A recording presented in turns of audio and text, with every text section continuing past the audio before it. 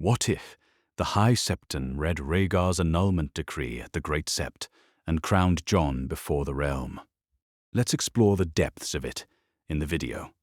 The morning sun filters through the crystal windows of the Great Sept of Baelor, casting rainbow light across the marble floors where countless faithful have knelt in prayer. 2 years have passed since Robert's rebellion tore the Seven Kingdoms apart, since the Targaryens fell and the Baratheons rose. King Robert sits the Iron Throne now, and the realm has begun to heal from the wounds of war. Yet, in the Sept's ancient archives, beneath layers of dust and forgotten scrolls, truth waits to be discovered. Septon Marcus moves carefully through the narrow aisles between towering shelves of parchment and bound volumes. The young Septon, barely past his 20th name day, has spent the past moon organizing the archives at the High Septon's command. Most of the texts are routine correspondence between Septons, records of births and deaths, marriage ceremonies performed across the realm. But today, as Marcus reaches for a collection of journals from the highest shelf, something shifts. The wood creaks under his touch. Behind the journals, Marcus finds a loose board that moves when pressed. His heart quickens as he works the board free, revealing a hidden compartment carved into the shelf itself. Inside, wrapped in faded silk, lies a single leather-bound journal bearing the 7-pointed star seal of the High Septon. Marcus carries the journal to a reading desk near one of the windows. The leather cover bears no title, only the seal pressed deep into the binding. He opens it carefully, mindful of the aged parchment within. The script inside is elegant but hurried, written in the flowing hand of a learned man under pressure. The first page bears a date that makes Marcus's breath catch in his throat. The 3rd moon of 282 AC, during the height of Robert's rebellion. Below the date, written in High Septon Maynard's own hand, are words that could shake the foundations of the realm. By the authority vested in me by the 7 who are one, I, Maynard, High Septon of the Faith, do hereby grant annulment of the marriage between Prince Rhaegar Targaryen and Princess Elia Martell of Dorne. The union, though blessed in the sight of the 7, has proven fruitless in the eyes of the gods, producing no male heir to continue the Targaryen line. Let this decree stand as testament before the Father, who judges, and the Mother, who protects. Marcus stares at the page, his hand trembling slightly. An annulment of the Crown Prince's marriage, performed in secret during the rebellion. But the entry continues, and what follows stops his heart entirely. On this same day, by the grace of the 7, I have performed the wedding ceremony between Prince Rhaegar Targaryen, now freed from his previous bonds, and Lady Lyanna Stark of Winterfell. The ceremony was conducted in the ancient way, before a heart tree in the Godswood, near the Tower of Joy in the Red Mountains of Dorne. Though the bride follows the old gods of the north, she spoke her vows willingly before the 7, and I blessed their union in the sight of both the new gods and the old. The words swim before Marcus's eyes. Lyanna Stark, the woman whose supposed abduction started Robert's rebellion, married willingly to Prince Rhaegar. But there is more, and Marcus forces himself to read on despite the pounding of his heart. The bride is with child, blessed by the mother with new life. Should the 7 will it, this union shall produce a true-born heir to the Iron Throne, legitimate in the eyes of gods and men. I pray the Father grants wisdom to all who may one day learn of this sacred trust. Marcus closes the journal and sits back in his chair, staring at the stained glass windows without seeing their colored light. The implications crash over him like waves against rocks. If Prince Rhaegar was truly married to Lyanna Stark, if she bore him a child before her death at the Tower of Joy, then that child would be the rightful heir to the Iron Throne. not bastard-born, as some whispered, but true-born and legitimate. The Septon knows enough of recent history to piece together the rest. Lord Eddard Stark returned from the Tower of Joy with a bastard son, a boy named Jon Snow. The timing fits perfectly with the journal's revelations. If High Septon Maynard spoke truly, then the bastard of Winterfell is no bastard at all, but the legitimate son of Prince Rhaegar Targaryen and the rightful king of the Seven Kingdoms. Marcus rises from his chair, journal clutched in his hands. The morning that began with simple archive work has become something far more dangerous. He thinks of King Robert, who built his crown on the lie of Lyanna's abduction. He thinks of the lords who bled for that lie, the thousands who died believing they fought for justice. Most troubling of all, he thinks of the boy at Winterfell, growing up believing himself a bastard, while his true birthright lies hidden in an archive journal. The young Septon makes his decision. Truth, however dangerous, must see the light. He wraps the journal carefully in his robes and makes his way through the Sept's corridors toward the High Septon's chambers. Each step echoes in the marble halls like a drumbeat heralding the storm to come. The current High Septon, an elderly man named Politer, receives Marcus in his private study overlooking the Sept's gardens. Sunlight streams through tall windows, illuminating shelves lined with holy texts and correspondence from Septons across the realm. The High Septon looks up from his morning prayers with mild curiosity as Marcus approaches, still clutching the hidden journal. "Your Holiness," Marcus begins, his voice steady despite the magnitude of what he carries. "I have discovered something in the archives that requires your immediate attention, something that could change the fate of the Seven Kingdoms." High Septon Politer sets aside his prayer book and gestures for Marcus to approach. The young Septon places the journal on the desk between them, his hands finally releasing their grip on the leather binding. "This is High Septon Maynard's private journal from the time of Robert's rebellion," Marcus explains. "It was hidden in the archives, concealed behind false boards. What it contains." He pauses, gathering courage for the words. "Your Holiness, it contains proof that Prince Rhaegar Targaryen was legally wed to Lyanna Stark, and that any child of their union would be the true-born heir to the Iron Throne."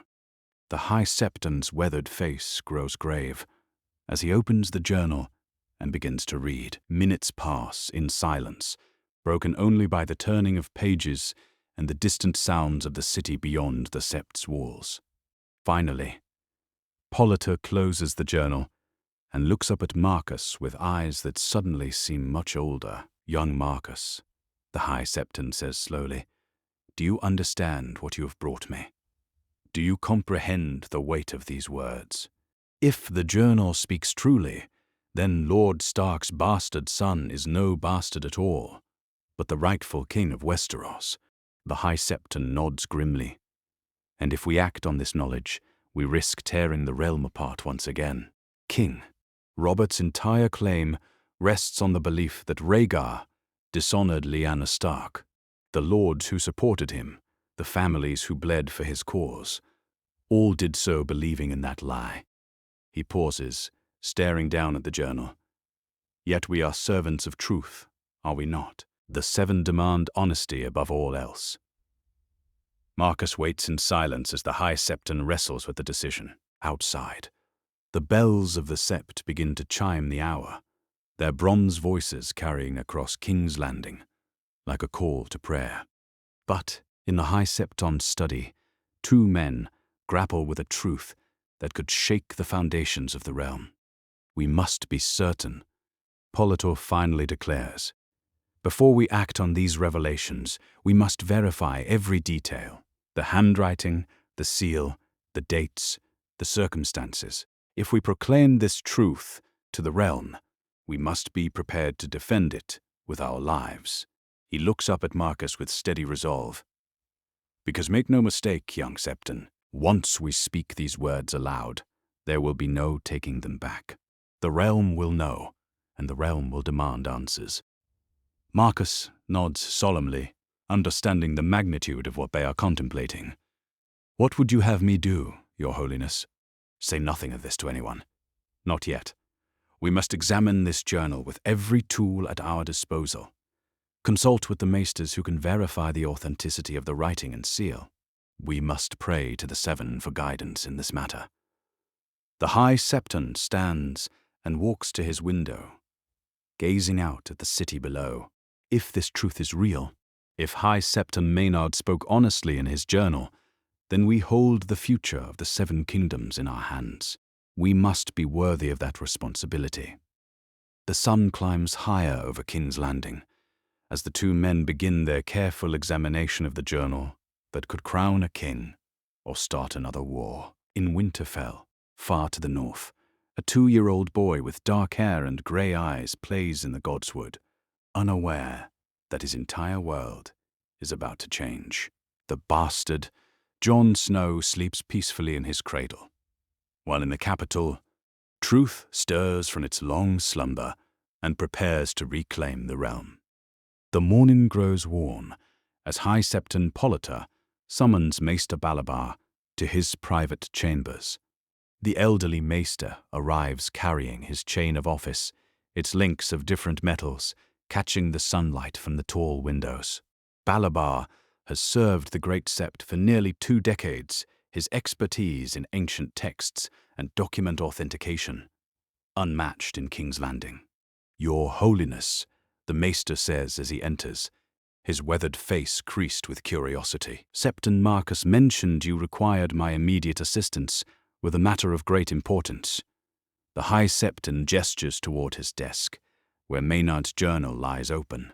Maester Balabar, I need you to examine this journal with every skill at your disposal. Its authenticity must be verified beyond any shadow of doubt before we can act upon what it contains. Balabar approaches the desk and peers down at the open pages. His eyes widen slightly as he reads the first few lines. Then his expression grows grave and focused. He reaches into his robes and withdraws a series of small tools, a magnifying lens, measuring instruments, and a collection of known samples of High Septon Maynard's correspondence. These are serious accusations contained within these pages, Balabar murmurs as he begins his examination. If proven authentic, they could challenge the very foundations of King Robert's claim to the throne. The maester works in methodical silence, comparing Maynard's handwriting in the journal to verified samples from the Sept's official records. He examines the ink composition, noting how it is aged and faded in patterns consistent with documents from that period. The parchment itself receives careful scrutiny, its texture and quality matched against other texts known to have been used during Maynard's tenure. The handwriting is consistent, Balabar announces after an hour of careful study. The letter formations, the spacing, the particular way Maynard formed his R and T characters, all match perfectly with his verified correspondence from 282 AC. He points to specific words on the page. Moreover, the ink shows the proper aging patterns for a document of this age. And the parchment matches supplies we know were available to the High Septon during that period. High Septon Politer leans forward intently, and the seal, Balabar, produces a second magnifying lens and examines the 7-pointed star pressed into the journal's cover. The seal is genuine. See here, these tiny imperfections in the star's lower left point. They appear on all of Maynard's official documents from that time. It would be impossible to forge such minute details without access to the original seal matrix. Quote, then it is authentic, the High Septon says slowly. High Septon Maynard truly performed an annulment and secret marriage ceremony as described. So it would appear, Your Holiness. The evidence strongly supports the journal's authenticity. Balabar closes his tools and steps back from the desk. But I must ask, What do you intend to do with this knowledge? The political implications are staggering. The High Septon rises and walks to his window, gazing down at the Sept's courtyard, where Septons and Septas go about their daily duties in peaceful ignorance of the storm brewing above their heads. The faith serves truth, Maester Balabar.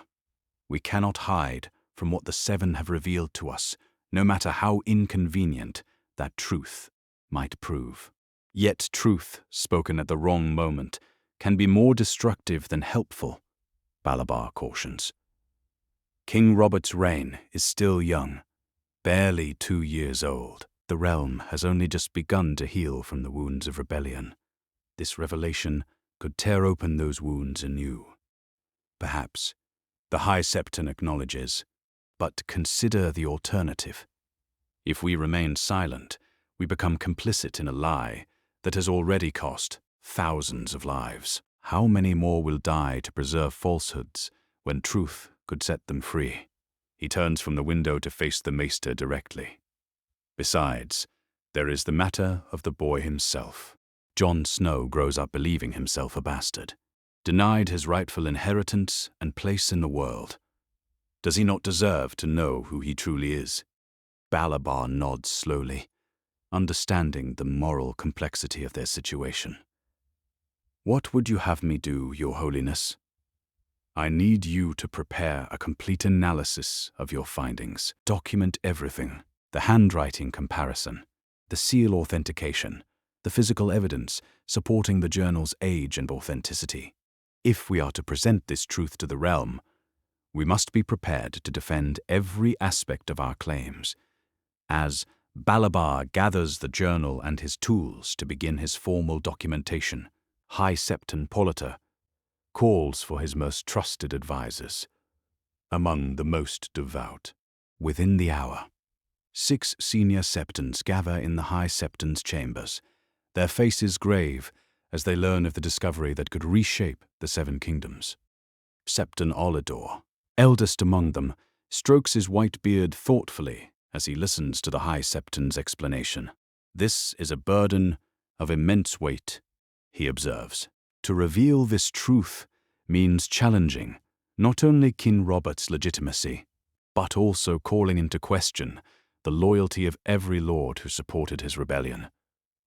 Yet to conceal it makes us servants of lies rather than servants of truth, replies Septa Morwen, the only woman among the advisers. The 7 who are one demand honesty from their faithful. How can we preach truth to others while harboring falsehoods ourselves? The debate continues for hours as the advisers wrestle with the implications of their knowledge.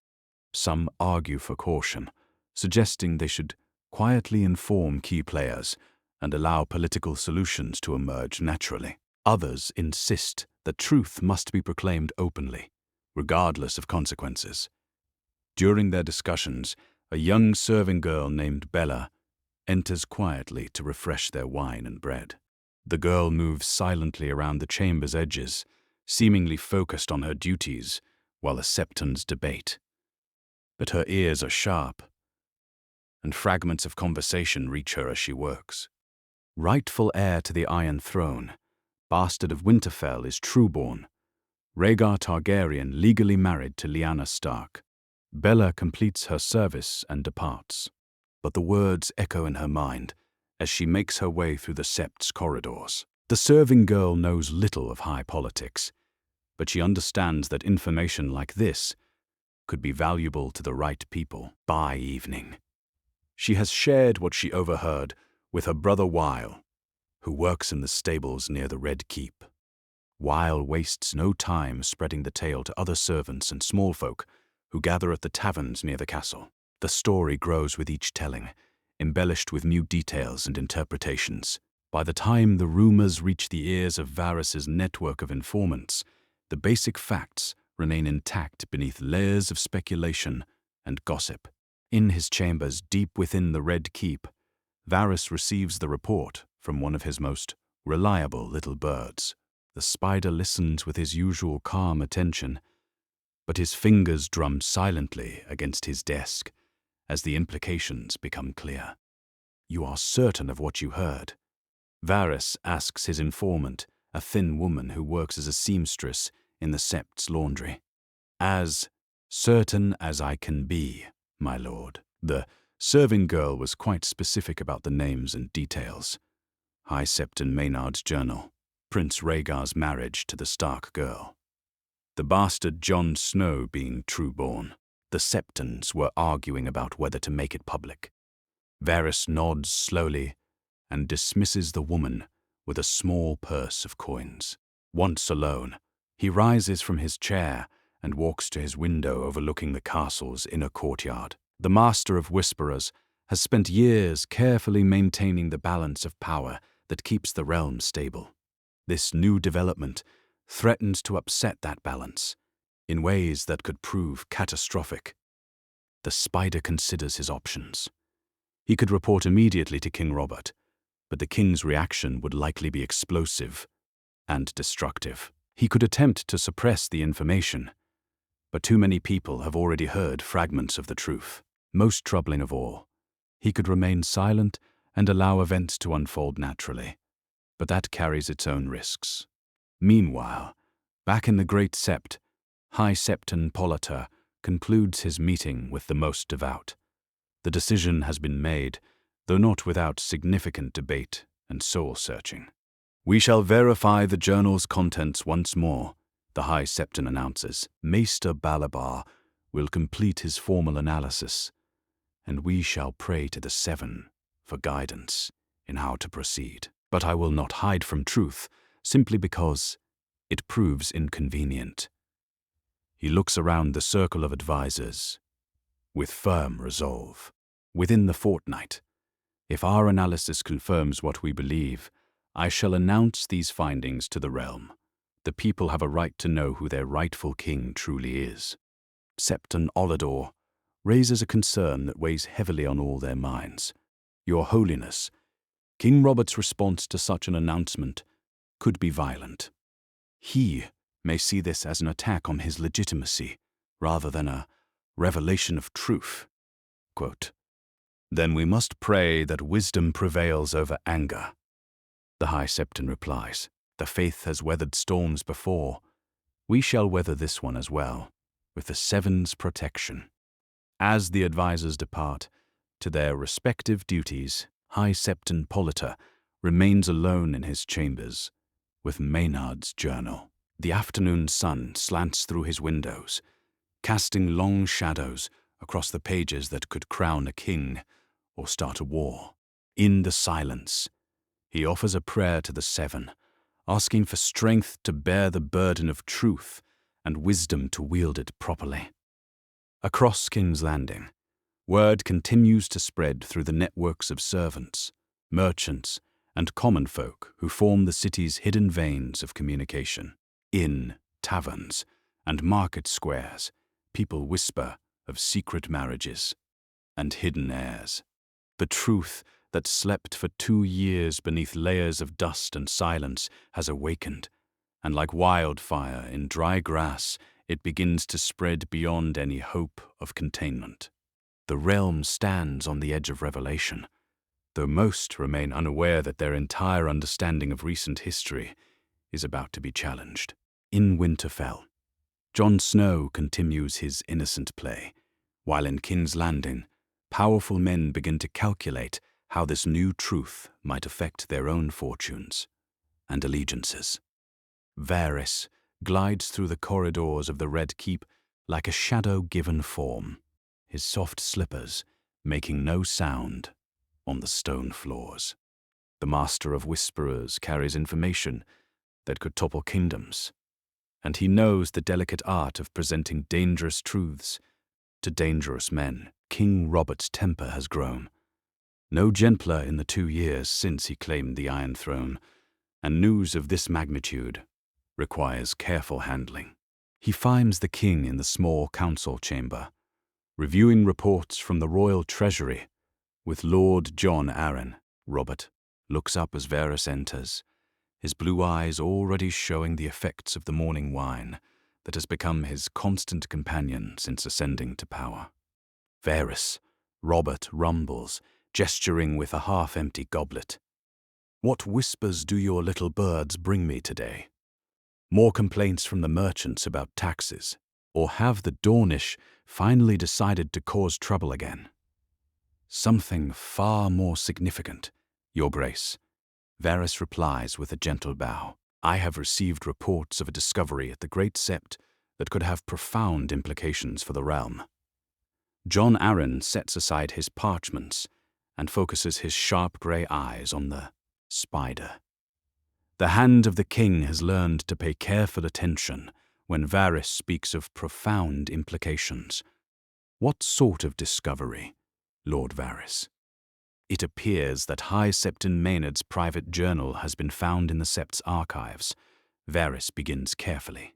"The journal contains entries describing certain ceremonies performed during the final months of the rebellion, ceremonies involving Prince Rhaegar Targaryen and Lady Lyanna Stark." Robert's face darkens at the mention of those names, his knuckles whitening as his grip tightens on his goblet. "What sort of ceremonies? Speak plainly, eunuch." "According to the journal, Your Grace, High Septon Maynard granted Prince Rhaegar an annulment of his marriage to Princess Elia of Dorne. Furthermore, the journal claims that Maynard then performed a wedding ceremony between Prince Rhaegar and Lady Lyanna." Varys pauses delicately before delivering the final blow. "If these claims prove true, any child born of that union would be considered legitimate in the eyes of the faith." The goblet shatters against the wall as Robert surges to his feet, his face flushing red with fury. "Lies!" he roars, his voice echoing through the chamber. Damnable lies from start to finish. Lyanna was stolen, not wed. She died because of that silver-haired bastard's obsession, not because she chose him. His mind already working through the political implications of Varys's report. "Your Grace, we must approach this matter with caution. If the journal is authentic, if High Septon Maynard truly performed such ceremonies, then the legitimacy of your claim could be questioned." "My claim?" Robert spins to face his foster father, eyes blazing with indignation. "My claim is written in blood and steel. I killed Rhaegar myself at the Trident. I won this throne with my warhammer, and no dusty journal will take it from me." Nevertheless, Jon Arryn continues calmly, "We must consider how others might react to such revelations. Lord Stark returned from the war with a bastard son, claiming the boy was born of some tavern wench. If that child is actually Rhaegar's legitimate heir, then he's still a bastard in all the ways that matter," Robert snarls. "Rhaegar's dead, Lyanna's dead, and their supposed marriage died with them. I'll not hear another word about it." Varys interjects gently. "Your Grace, the High Septon apparently intends to make a public announcement regarding the journal's contents. Such proclamations carry significant weight with the faithful, and the faith's influence extends throughout the realm." Prayer, his massive frame silhouetted against the morning light. "Then we stop him. We arrest this High Septon for spreading sedition and lies about the crown." "That could prove problematic," Jon Arryn warns. "Arresting the High Septon without clear cause could turn the faith against the crown. We've only just restored stability to the realm. Open conflict with the religious authorities could undo everything we've achieved." Meanwhile, in the Queen's solar, Cersei Lannister receives word of the brewing crisis from her own network of informants. The young queen, barely past her 23rd main day, but already skilled in the games of power, listens with growing interest as her handmaiden Senelle relates the rumors circulating through the castle's servants.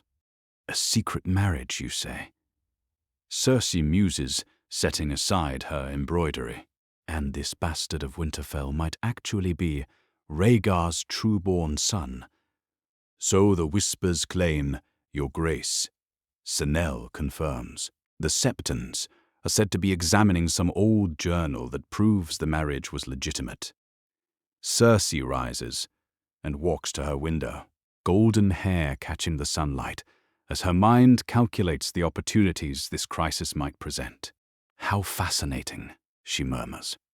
Robert's entire claim to the throne rests on the belief that Rhaegar dishonored his precious Lyanna. If it emerges that she went willingly, that she married the prince and bore him a legitimate heir, she trails off, smile playing at the corners of her mouth. The queen sees possibilities in this chaos that others might miss. If Robert's legitimacy comes under question, if the realm fractures over competing claims, House Lannister could position itself as the deciding factor in choosing the next king. Cersei knows her father well enough to predict his response once word reaches Casterly Rock. As if summoned by her thoughts, a raven arrives that afternoon, bearing the Lannister seal. The message is brief but clear. Tywin has heard the rumors and is departing immediately for King's Landing with a substantial escort. The Lord of Casterly Rock does not specify his intentions, but Cersei knows her father never travels without purpose. At the Great Sept, High Septon Politer convenes an emergency gathering of the most devout to finalize preparations for his planned announcement. The 7 senior Septons arrive in the pre-dawn darkness, their faces grave with the weight of what they are about to set in motion. Maester Balabar has completed his analysis. The High Septon reports to the assembled council. Every test confirms the journal's authenticity. The handwriting, the seal, the parchment, the ink, all are genuine articles from High Septon Maynard's time. We cannot doubt that these ceremonies took place as described. Septon Olidor strokes his white beard thoughtfully.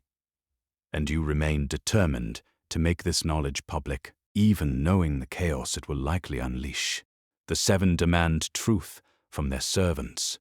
Politer replies firmly, "We cannot serve falsehoods, no matter how comfortable those lies might be. The realm has a right to know who their rightful king is.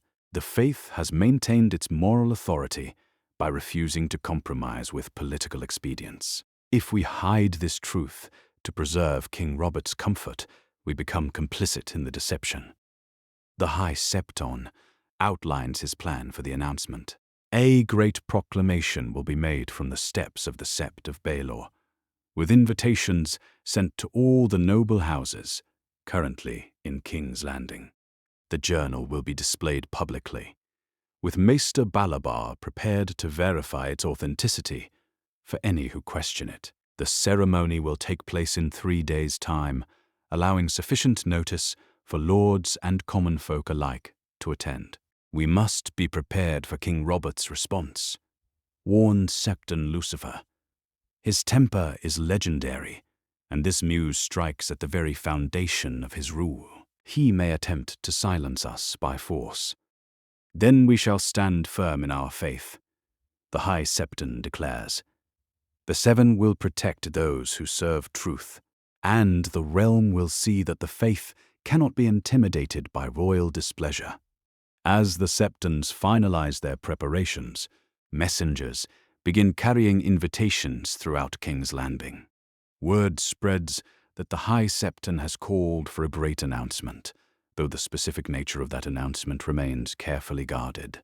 Speculation runs rampant through the castle and city, as nobles and commoners alike wonder what could require such formal proclamation. Far to the north, at Winterfell, Lord Eddard Stark continues his daily routines in blissful ignorance of the storm gathering in the capital. The young Lord of Winterfell tends to his duties with the same quiet dedication that has marked his brief tenure. He reviews reports from his bannermen, settles disputes among his small folk, and spends precious hours with his growing family. In the castle's nursery, 2-year-old Jon Snow plays with wooden toys carved by the castle's carpenters. The dark-haired boy shows the quick intelligence that will one day mark him as his father's son, though that father bears a different name than the world believes. Ned watches his nephew with mixture of love and sorrow, remembering Lyanna's final words and the promise that has shaped every day since. Catelyn Stark enters the nursery to collect their son Robb, pausing to watch as Ned observes Jon's play. She sees the pain that always crosses her husband's features when he looks at the bastard boy, though she interprets it as shame rather than grief. The secret Ned carries grows heavier with each passing day, but he cannot speak of it without endangering the child he has sworn to protect. The Maester has received several ravens today, Catelyn mentions as she lifts Robb from his cradle. News from King's Landing and the Riverlands.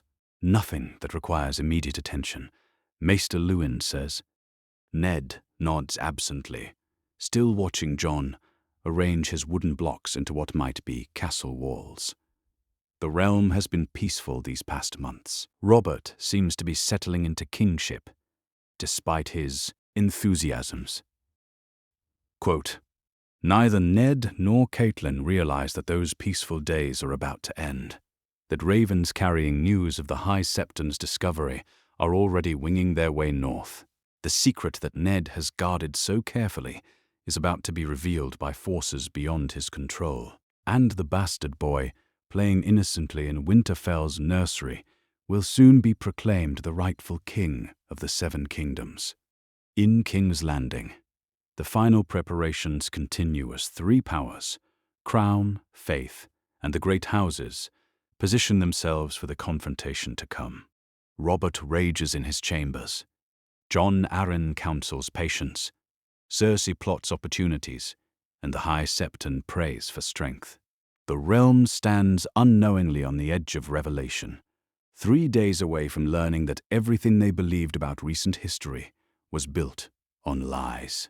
The truth that slept beneath dust and parchment has awakened, and like a dragon roused from slumber, it prepares to reshape the world with fire and fury. The raven arrives at Winterfell just as the sun reaches its highest point over the castle's ancient towers. Maester Luwin receives the black bird in his chambers atop the rookery, noting immediately the urgency in its flight and the red wax seal bearing the sigil of House Arryn.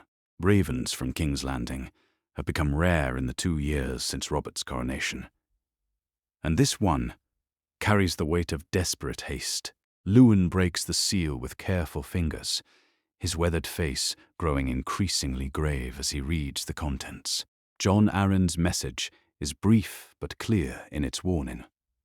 Rumors of a discovery at the Great Sept threaten to expose secrets that could destroy the fragile peace of the realm. The hand's words are carefully chosen, but their meaning strikes Luwin like a physical blow. The Maester makes his way quickly through Winterfell's corridors, seeking Lord Eddard in his solar, where the young lord reviews the morning's correspondence. Ned looks up as Luwin enters, immediately noting the tension in the Maester's bearing and the parchment clutched in his trembling hands. "My lord," Luwin begins, his voice uncharacteristically strained. An urgent message has arrived from King's Landing, from Lord Arryn himself. Ned extends his hand for the letter, but something in Luwin's expression gives him pause. "What does it say, Maester?" "You look as though you've seen a ghost." "Perhaps I have, my lord. Perhaps we all have." Luwin hands over the parchment with visible reluctance. "Lord Arryn warns of rumors circulating in the capital. Rumors about discoveries in the Great Sept's archives." Ned unfolds the letter and begins to read, his grey eyes moving across Jon Arryn's familiar script. With each word, the colour drains from his face like water from a broken cup. His hands begin to tremble as the implications of the message become clear. "Ned, a journal has been discovered claiming to document ceremonies performed by High Septon Maynard during the final days of the rebellion. If authentic, it could validate claims about the nature of Rhaegar's relationship with your sister. The truth you guard may soon be forced into the light. Prepare yourself accordingly. The realm's stability hangs in the balance. Jon." The letter falls from Ned's nerveless fingers to scatter on the floor.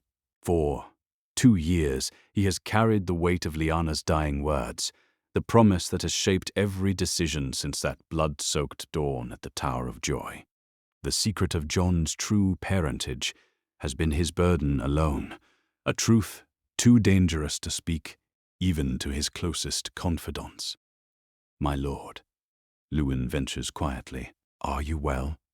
Ned cannot answer immediately. The walls of his solar seem to close in around him as memories flood back unbidden. Lyanna's voice, weak with blood loss but fierce with determination. "Promise me, Ned. Promise me you'll protect him." The weight of the infant in his arms, so small and fragile, yet carrying the blood of kings. The lies he told to keep that promise.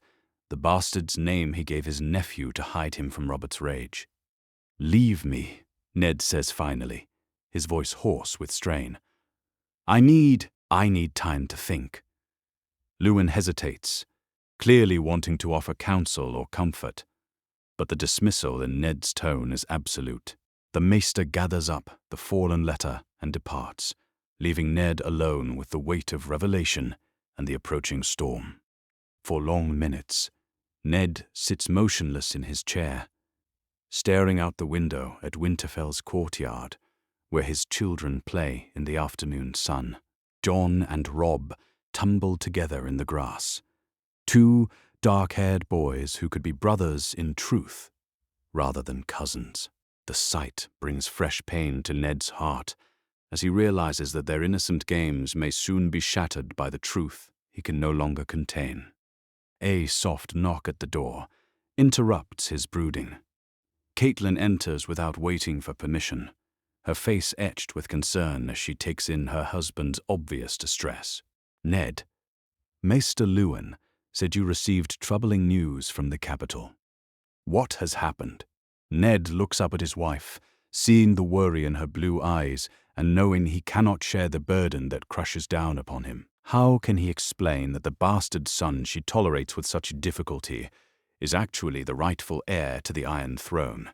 How can he tell her that their entire marriage has been built upon a foundation of necessary lies? "Political matters," he manages to say. "Nothing that concerns Winterfell directly." But Caitlin knows her husband too well to accept such deflection. She moves closer, studying his pale face and trembling hands. "This is more than politics, Ned. You look as though someone has died. In a sense, someone has died. The comfortable lie that has protected Jon for 2 years is breathing its last gasps.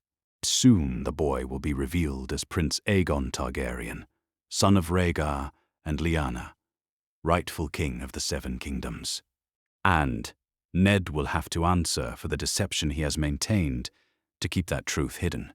"I need to visit the crypts," Ned says abruptly, rising from his chair. "I need to pray." The crypts of Winterfell are Ned's refuge when the weight of lordship grows too heavy, and she has learned not to intrude upon his solitary vigils there. Ned descends the stone steps into Winterfell's ancient heart, where the bones of his ancestors rest in eternal silence. Torches flicker along the walls, casting dancing shadows across the carved faces of long-dead Starks, who watch over their descendants with stone eyes. At the far end of the newest section he finds what he seeks: Lyanna's tomb, carved with her likeness and adorned with winter roses. He kneels before the stone effigy of his sister, remembering the vibrant girl who loved to ride and laugh and dream of knights and heroes. The roses placed there by his command are fresh, replaced weekly as a small penance for the promise he made and the truth he has hidden. "Lyanna," he whispers to the silence. They've found Maynard's journal. The High Septon plans to reveal everything. I don't know how to protect him anymore. In the flickering torchlight, her carved face seems to watch him with the same fierce intensity she showed in life. He can almost hear her voice again, weak but determined as she pressed the infant into his arms and made him swear the oath that has defined his existence since. "His name is Aegon Targaryen," she had said, her hands bloody but gentle as she touched the baby's dark hair. "But they can never know, Ned. Robert will kill him. Promise me you'll keep him safe. Promise me he'll live." Ned had given his word without hesitation, taking the child and claiming him as his own bastard son. Jon Snow, born of winter and hidden in plain sight at Winterfell. For 2 years the deception has held, but now forces beyond his control threaten to expose everything. The memory of that promise burns in his mind as he kneels before Lyanna's tomb. He remembers the weight of the infant in his arms, the trust in Lyanna's dying eyes, the terrible responsibility of carrying such a secret. But he also remembers something else, the ring she pressed into his hand along with the child, her wedding ring bearing the Targaryen dragon entwined with the Stark wolf. Rising from his knees, Ned makes his decision. The truth can no longer be contained, but perhaps it can be controlled. If the High Septon plans to reveal Rhaegar's marriage to Lyanna, then Ned must be there to confirm it, to provide the evidence that will protect Jon from those who might question his legitimacy. The boy deserves more than whispered rumors and half-truths. He deserves the crown that is rightfully his. Ned returns to the castle proper, with new purpose burning in his chest. He finds Catelyn in their chambers, tending to their infant son Robb, and the sight of her maternal care strengthens his resolve. Whatever comes next, his family must be protected, and that includes the nephew he has raised as his own son. "Cat," he says, his voice steady now with decision. "I must travel to King's Landing immediately. There are matters that require my presence at court." She looks up in surprise, Robb still cradled in her arms. "So, suddenly? What has happened that cannot wait for proper preparation? I cannot explain fully, not yet, but I swear to you, everything I do is to protect our family." He moves to their private chest and withdraws the items he has kept hidden since the Tower of Joy, Lyanna's wedding ring, a letter in her hand describing her love for Rhaegar, and a small silver dragon pin that had been Rhaegar's gift to his bride. Catelyn watches in growing confusion as Ned wraps these mysterious items in oiled leather. "Ned, you're frightening me. What are those things? Why have you never shown them to me before?" "Because the time was not right," he answers simply. "But now the truth can no longer stay buried. Jon's life may depend on what happens in King's Landing, and I will not fail him again." The mention of the bastard boy brings a flash of pain across Catelyn's features, but she sees something in her husband's face that stills her questions. Whatever drives him to this sudden journey, it burns with the intensity of a man protecting something precious beyond measure. "How long will you be gone?" she asks instead. "I cannot say. But if I do not return..." Ned pauses, struggling with words to express the magnitude of what he faces. "If something happens to me, remember that Jon Snow is not what he appears to be. He is precious beyond gold, more important than any of us realized. Protect him, Cat. Whatever you think of his birth, protect him." Before she can respond, Ned is moving again, calling for his fastest horse and most trusted guards. The secret he has carried alone for 2 years has become a burden too heavy for one man to bear. In King's Landing, forces are aligning to reveal truths that could crown a king or start another war. And Ned Stark will not allow his nephew to face that storm without every protection he can provide. As the sun sets over Winterfell, Lord Eddard Stark rides south, with proof of the most dangerous secret in the 7 kingdoms. Behind him, Jon Snow sleeps peacefully in the castle's nursery, unaware that his uncle races to secure his birthright and possibly his life. The bastard of Winterfell is about to become the rightful king, and the realm will never be the same. The great Sept of Baelor has never seen such a gathering. Lords and ladies, merchants and craftsmen, soldiers and septons all crowd into the vast marble hall as the morning sun streams through crystal windows, casting rainbow light across the assembled masses. Word of the High Septon's unprecedented announcement has spread through King's Landing like wildfire, drawing everyone from the highest nobles to the humblest smallfolk.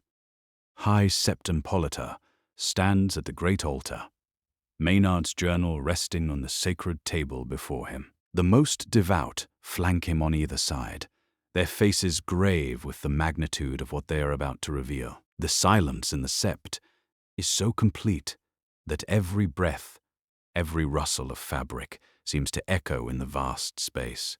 From his place near the front, King Robert glares at the High Septon with unconcealed fury. The king's massive frame is tense with barely controlled rage, his hands clenched into fists that could crush a man's skull. Beside him, Queen Cersei watches with calculating green eyes, her beautiful face composed despite the chaos she knows is coming. Jon Arryn stands to the king's right, his weathered features etched with worry as he contemplates the political storm about to break. Behind the royal party, lords of the realm shift nervously in their finest clothes. Some wear the colours of houses that bled for Robert's cause, while others bear the sigils of families that bent the knee after the rebellion ended. All sense that the announcement will change everything they thought they knew about recent history. Varys observes from the shadows near one of the great pillars, his soft features betraying nothing of his thoughts. The Master of Whisperers has positioned himself carefully, close enough to witness every reaction, while remaining far enough away to avoid immediate association with any faction. His pale hands rest calmly at his sides, but his mind races through the implications of what is about to unfold. My lords and ladies, faithful children of the Seven, High Septon Politer begins, his voice carrying clearly through the vast space. I have called you here today because truth demands to be spoken, no matter how difficult that truth might prove. A murmur runs through the crowd at these words. Robert's jaw tightens visibly, his blue eyes promising violence if the High Septon proceeds with whatever madness has brought them all together. 3 days passed. In the archives of this very Sept, a journal was discovered that contains revelations of the greatest importance to the realm. The High Septon continues. This journal was written by my predecessor, High Septon Maynard, during the final months of what history knows as Robert's Rebellion. The crowd falls silent again, sensing they stand at the edge of momentous revelations. Even the children seem to understand that something extraordinary is happening, their wide eyes fixed on the figure at the altar. High Septon Politer lifts the journal with reverent hands. With the Seven as my witnesses, I swear that what I am about to read has been verified by every means at our disposal. The handwriting, the seal, the parchment itself, all have been examined and confirmed as authentic beyond any shadow of doubt. He opens the journal to the marked page and begins to read in a clear, strong voice that reaches every corner of the Sept.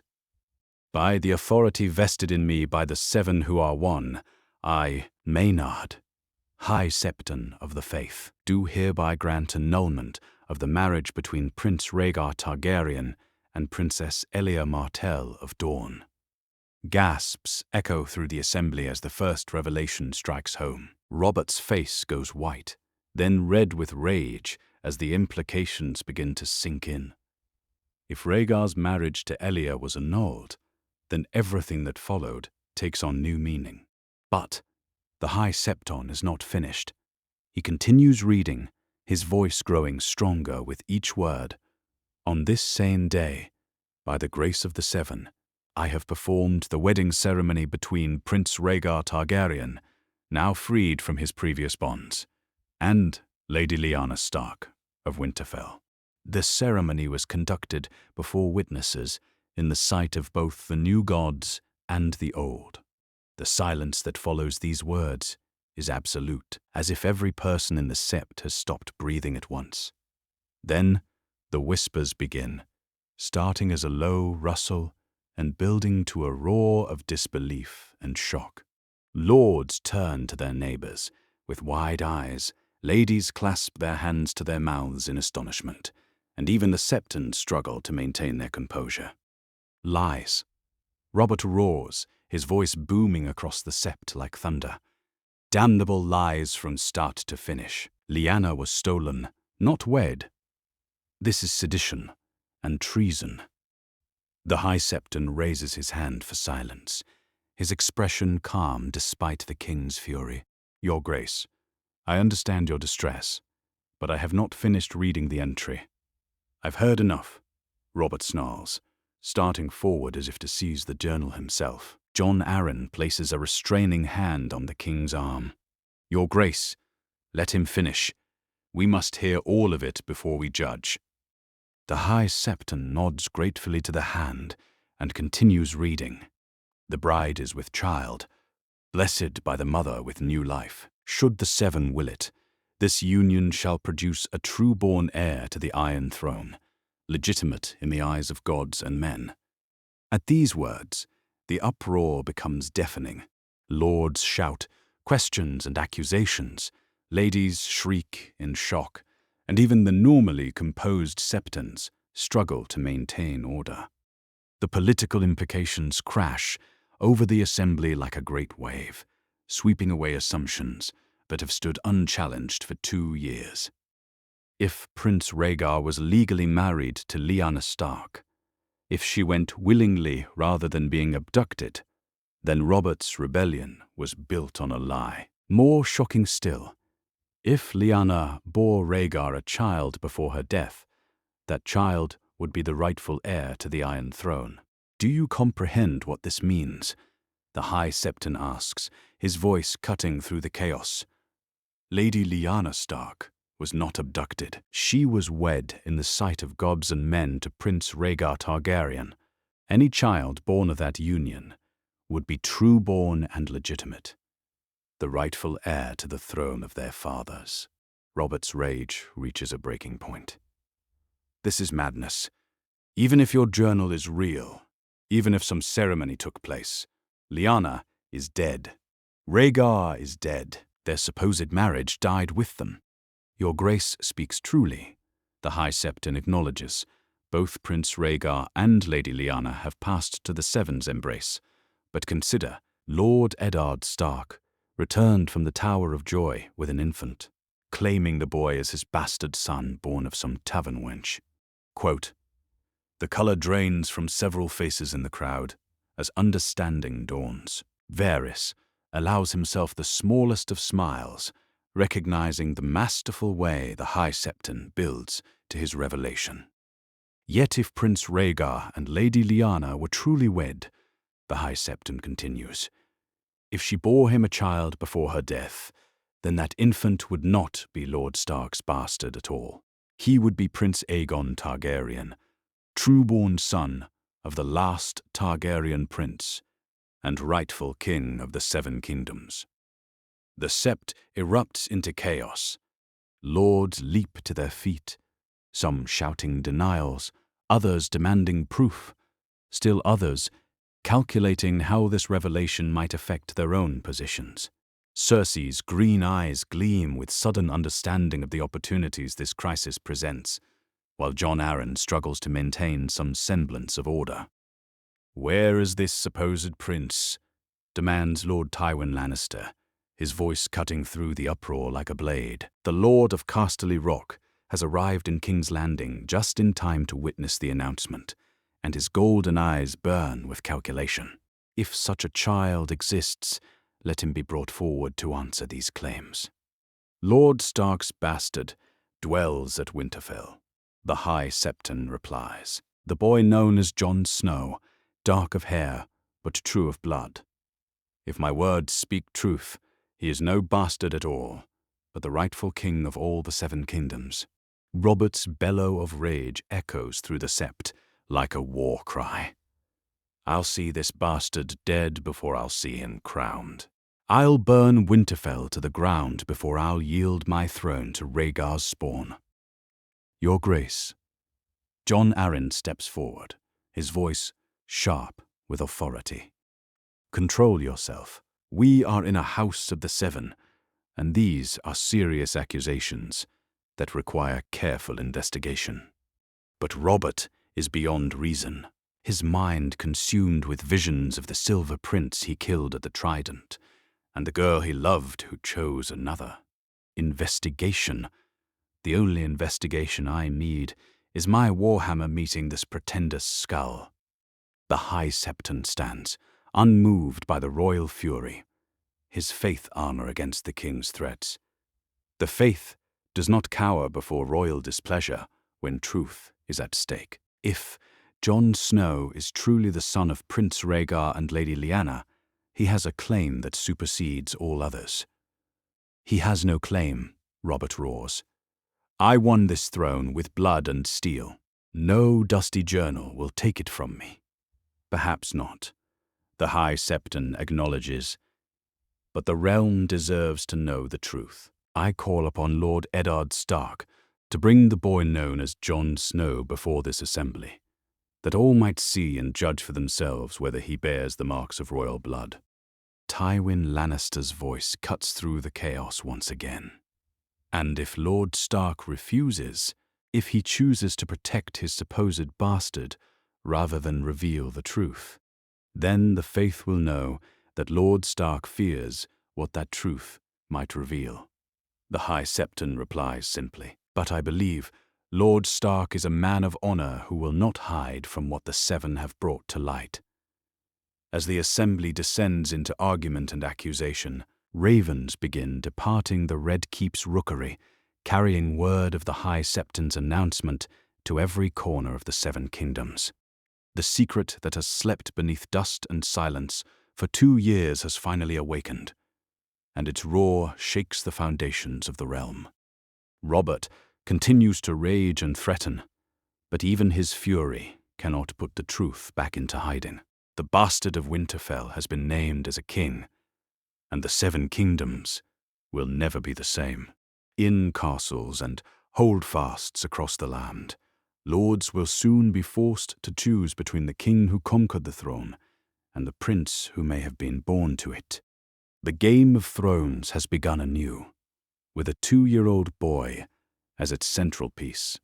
The throne room of the Red Keep has witnessed many rages, but none quite like the fury that consumes King Robert Baratheon as he storms from the great Sept. The massive oak doors slam shut behind him with a crash that echoes through the hall like thunder, and the wine cup in his hand explodes against the nearest pillar, sending red droplets across the stone like spatters of blood.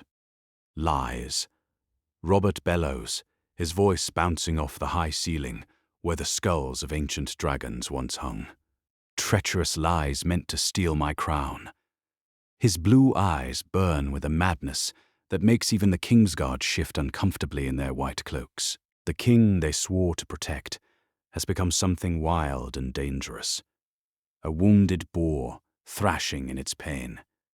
Jon Arryn follows close behind, his weathered face etched with deep concern as he watches his former ward pace the throne room like a caged beast. The hand of the king has seen Robert's temper many times, but never directed towards such a fundamental threat to his rule.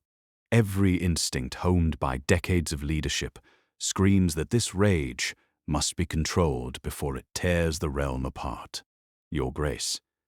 Jon begins carefully, his voice the tone one uses to calm a skittish horse. You must think before you act. The High Septon's words have already spread throughout the city. Half the lords of the realm heard his proclamation. We cannot simply rage away what has been spoken. Robert spins to face his foster father, and for a moment Jon sees not the king, but the boy who once trained in the Eyrie's courtyard, passionate and fierce, but lacking the wisdom that comes with years.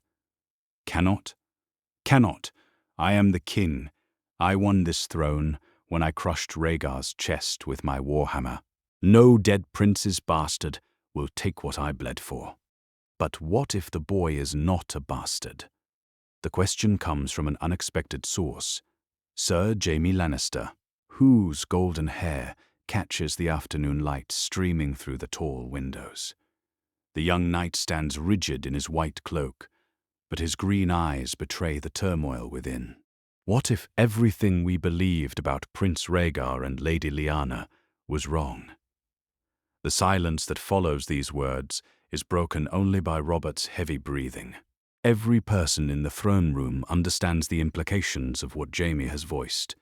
The possibility that Robert's rebellion, noble in its intent to rescue a stolen maiden, was actually an act of treason against the rightful prince and his willing bride. Queen Cersei glides forward with the grace of a cat approaching wounded prey. Her golden hair mirrors her twin brother's, but her smile carries venom where his expression shows only troubled doubt. "My dear husband," she purrs, her voice soft but carrying clearly through the chamber. "Surely you see the truth of what has happened here. The Northerners have played a game spanning years, hiding this pretender while you secured the throne they always intended to claim for their bastard." Robert's gaze shifts to his wife, and Cersei sees opportunity in the confusion that flickers across his features. She has been married to the king for barely a year, but already she understands how to nurture his suspicions and direct his anger toward her purposes. "Think, Robert," she continues, moving closer until she can place one delicate hand upon his massive arm. "Lord Stark returns from war with a bastard son, claims the boy is his own, raises him at Winterfell where he grows strong and healthy. Now, when your rule is secure and established, suddenly this journal appears. These revelations emerge. Is it not convenient that the North remembers its supposed king just when the realm has forgotten the old grievances?" Jon Arryn recognizes the poison in Cersei's words, but he also sees how they feed the paranoia that has always lurked beneath Robert's surface. The Hand steps forward, trying to counter the Queen's influence before it takes deadly root. "Your Grace, Lord Stark fought beside you at the Trident. He bled for your cause and mourned your victory's cost. If any man in the realm can be trusted to speak truth about these matters, it is Eddard Stark. Then let him speak." Robert roars, spinning away from his wife's touch. "Send riders north, drag Stark and his bastard south. Let this pretender stand before me, and we shall see how royal his blood truly is." Varys emerges from the shadows near the throne, his soft features composed despite the chaos surrounding him. "Your Grace, I fear that may prove problematic. My little birds report that Lord Stark has already departed Winterfell, riding south with a small escort and what appears to be items of great personal value." The throne room falls silent as the implications of this news sink in. If Ned Stark is riding south of his own accord, it suggests he has knowledge of the High Septon's announcement, or perhaps even more damning evidence to support the claims about Jon Snow's parentage. "How convenient," Cersei murmurs, her green eyes gleaming with satisfaction. The wolf rushes south just as these revelations emerge, almost as if the timing were coordinated. Quickens further, the red flush of rage spreading down his thick neck. "Coordinated? You think Stark planned this? That he and the High Septon conspire against me? I think, my king, that the North has never forgotten the dragons." Cersei replies smoothly. Perhaps they have been waiting for the right moment to place their own claimant on the throne. What better way than to produce a hidden Targaryen heir raised in their midst? Jaime watches his sister's manipulation with growing unease, remembering other truths but weigh heavily on his conscience. The young Kingsguard knight knows secrets about the final days of Aerys Targaryen's reign. secrets that could complicate this crisis in ways that terrify him. If questions begin to arise about the rightful succession, how long before other uncomfortable truths emerge? Enough! Robert thunders, his decision crystallizing into action. Ser Barristan, Ser Jaime, take your swords and arrest this High Septon for sedition and treason against the crown. If the faith thinks to threaten my rule with dusty journals and bastard princes, they will learn the price of defying their king. Your Grace, arresting the High Septon will turn the entire faith against the crown. You risk open conflict with the religious orders throughout the realm. Quote, let them come. Robert snarls. My warhammer broke one dragon's chest. It can break the heads of a few fanatic Septons as well. But even as the king issues his commands, disturbing reports reach the throne room. Varys's informants bring word that crowds are gathering around the great Sept, not to disperse, but to protect their religious leader. Men and women of all stations, small folk and minor nobles alike, begin forming a protective barrier around the Sept's grounds. Your Grace, Varys reports quietly, the faith appears to be mobilizing in response to perceived threats against their leader. My little birds whisper of old words being spoken in the city's septs, calls for the faithful to defend their sacred institutions. The implications chill even Robert's rage. The faith militant was dissolved generations ago, after proving too dangerous to royal authority. But the religious fervor that created those militant orders still flows in the realm's veins. If the High Septon's bold proclamation has awakened that sleeping dragon, the consequences could dwarf even the chaos of Robert's rebellion. Meanwhile, Tywin Lannister makes his entrance into the throne room with characteristic precision. The Lord of Casterly Rock moves with the confident stride of a man accustomed to command, his gold-flecked green eyes taking in the scene with calculating assessment. Behind him march 24 Lannister guards in crimson and gold, their presence adding a new dimension to the crisis. Your Grace, Tywin says with a respectful but not obsequious bow.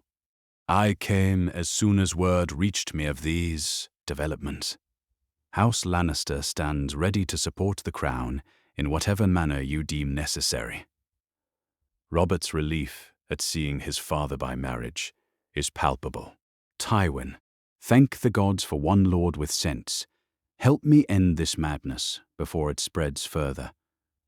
Tywin nods gravely, but his next words carry careful weight. Of course, Your Grace, though I must observe that if we act too hastily, we risk validating the very claims we seek to dispute. The realm is watching how we respond to these accusations.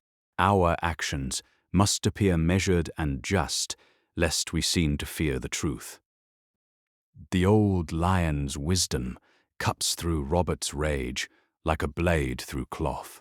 Even in his fury, the king recognizes that Tywin speaks sense. Appearing to panic in the face of the High Septon's claims might suggest they carry more weight than royal denials. What do you counsel, then? Robert asks, though his clenched fists suggest his preference for more direct action. Patience, Your Grace, and preparation. Tywin's gaze sweeps the throne room, cataloguing the positions of every person present. If Lord Stark rides south with evidence supporting these claims, we must be ready to counter that evidence with proof of our own. If the bastard Jon Snow is to be presented as a pretender king, we must be prepared to demonstrate why that claim fails. Jon Arryn nods approvingly at Tywin's counsel, but Cersei's expression suggests she favors more aggressive measures. The fractures in the royal council become visible as different factions begin to form around competing approaches to the crisis. As the afternoon wears on, more disturbing news reaches the Red Keep. Several minor lords who attended the High Septon's announcement have quietly departed King's Landing without formal leave-taking. Varys reports that ravens fly from their temporary residences before they depart, carrying messages to unknown recipients across the realm. The lords are choosing sides, Varys observes with characteristic understatement. Some will support your grace's legitimacy, regardless of these revelations.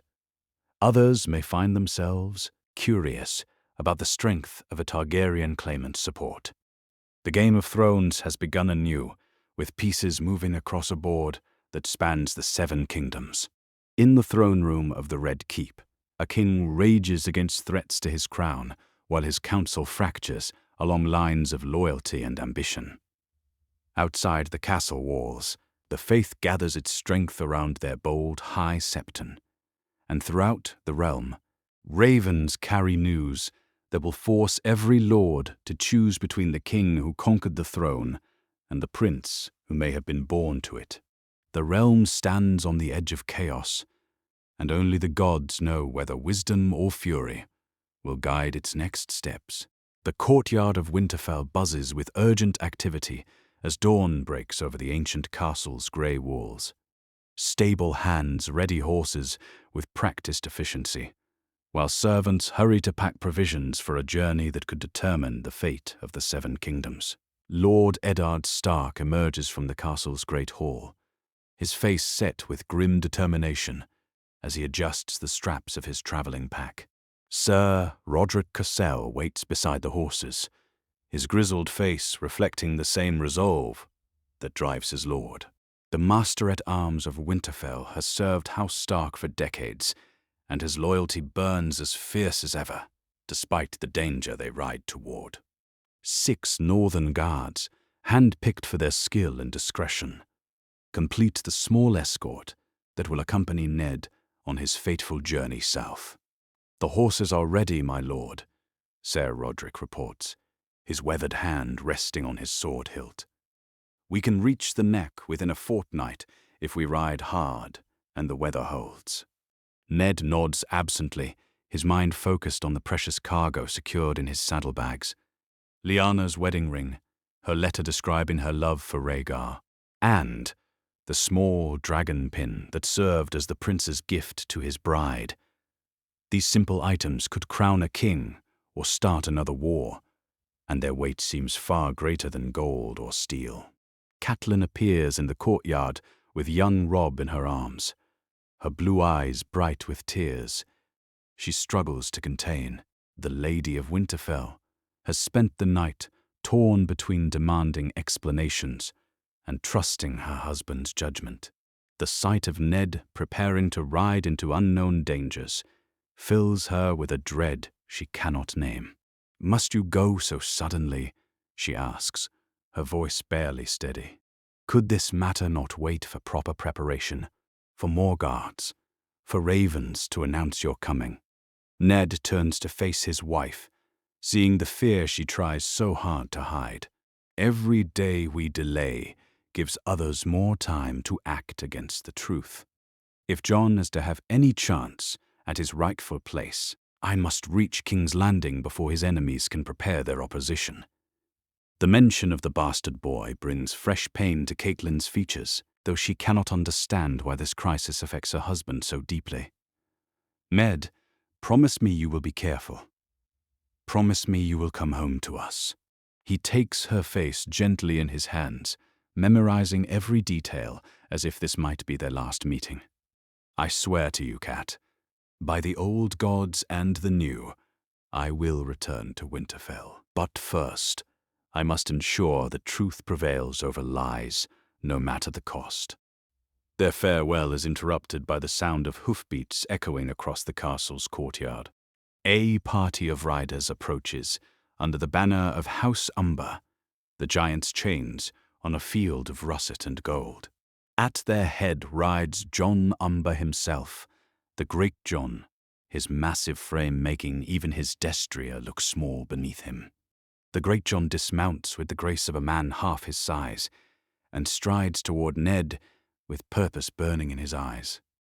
"Lord Stark, word has reached last hearth of troubles brewing in the south. House Umber stands ready to support you in whatever comes."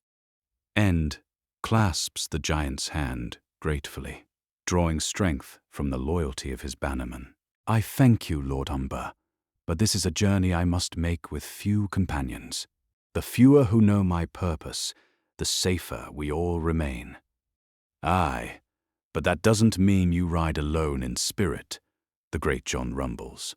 Every lord worth his salt in the north has heard whispers of what stirs in King's Landing. Whatever truth you carry south, you carry it with the strength of the north behind you. As, if summoned by the great Jon's words, ravens begin arriving throughout the morning, bearing messages from across the northern kingdom. Lord Wyman Manderley writes from White Harbour that his ships now patrol the northern coasts, ready to prevent any enemy forces from landing unopposed. Lady Lyanna Mormont of Bear Island declares her house's complete support for whatever course Lord Stark deems necessary. From the dread fort, even the normally suspicious Boltons send assurances of their continued loyalty. The pattern repeats across the north, as word spreads through the ancient network of ravens and riders that has bound the northern houses together for thousands of years. Each message carries the same essential promise. House Stark's bannermen will not abandon their liege lord in his hour of need, no matter what storms may come from the south. Maester Luwin appears with the latest batch of messages, his face grave as he reads the contents aloud.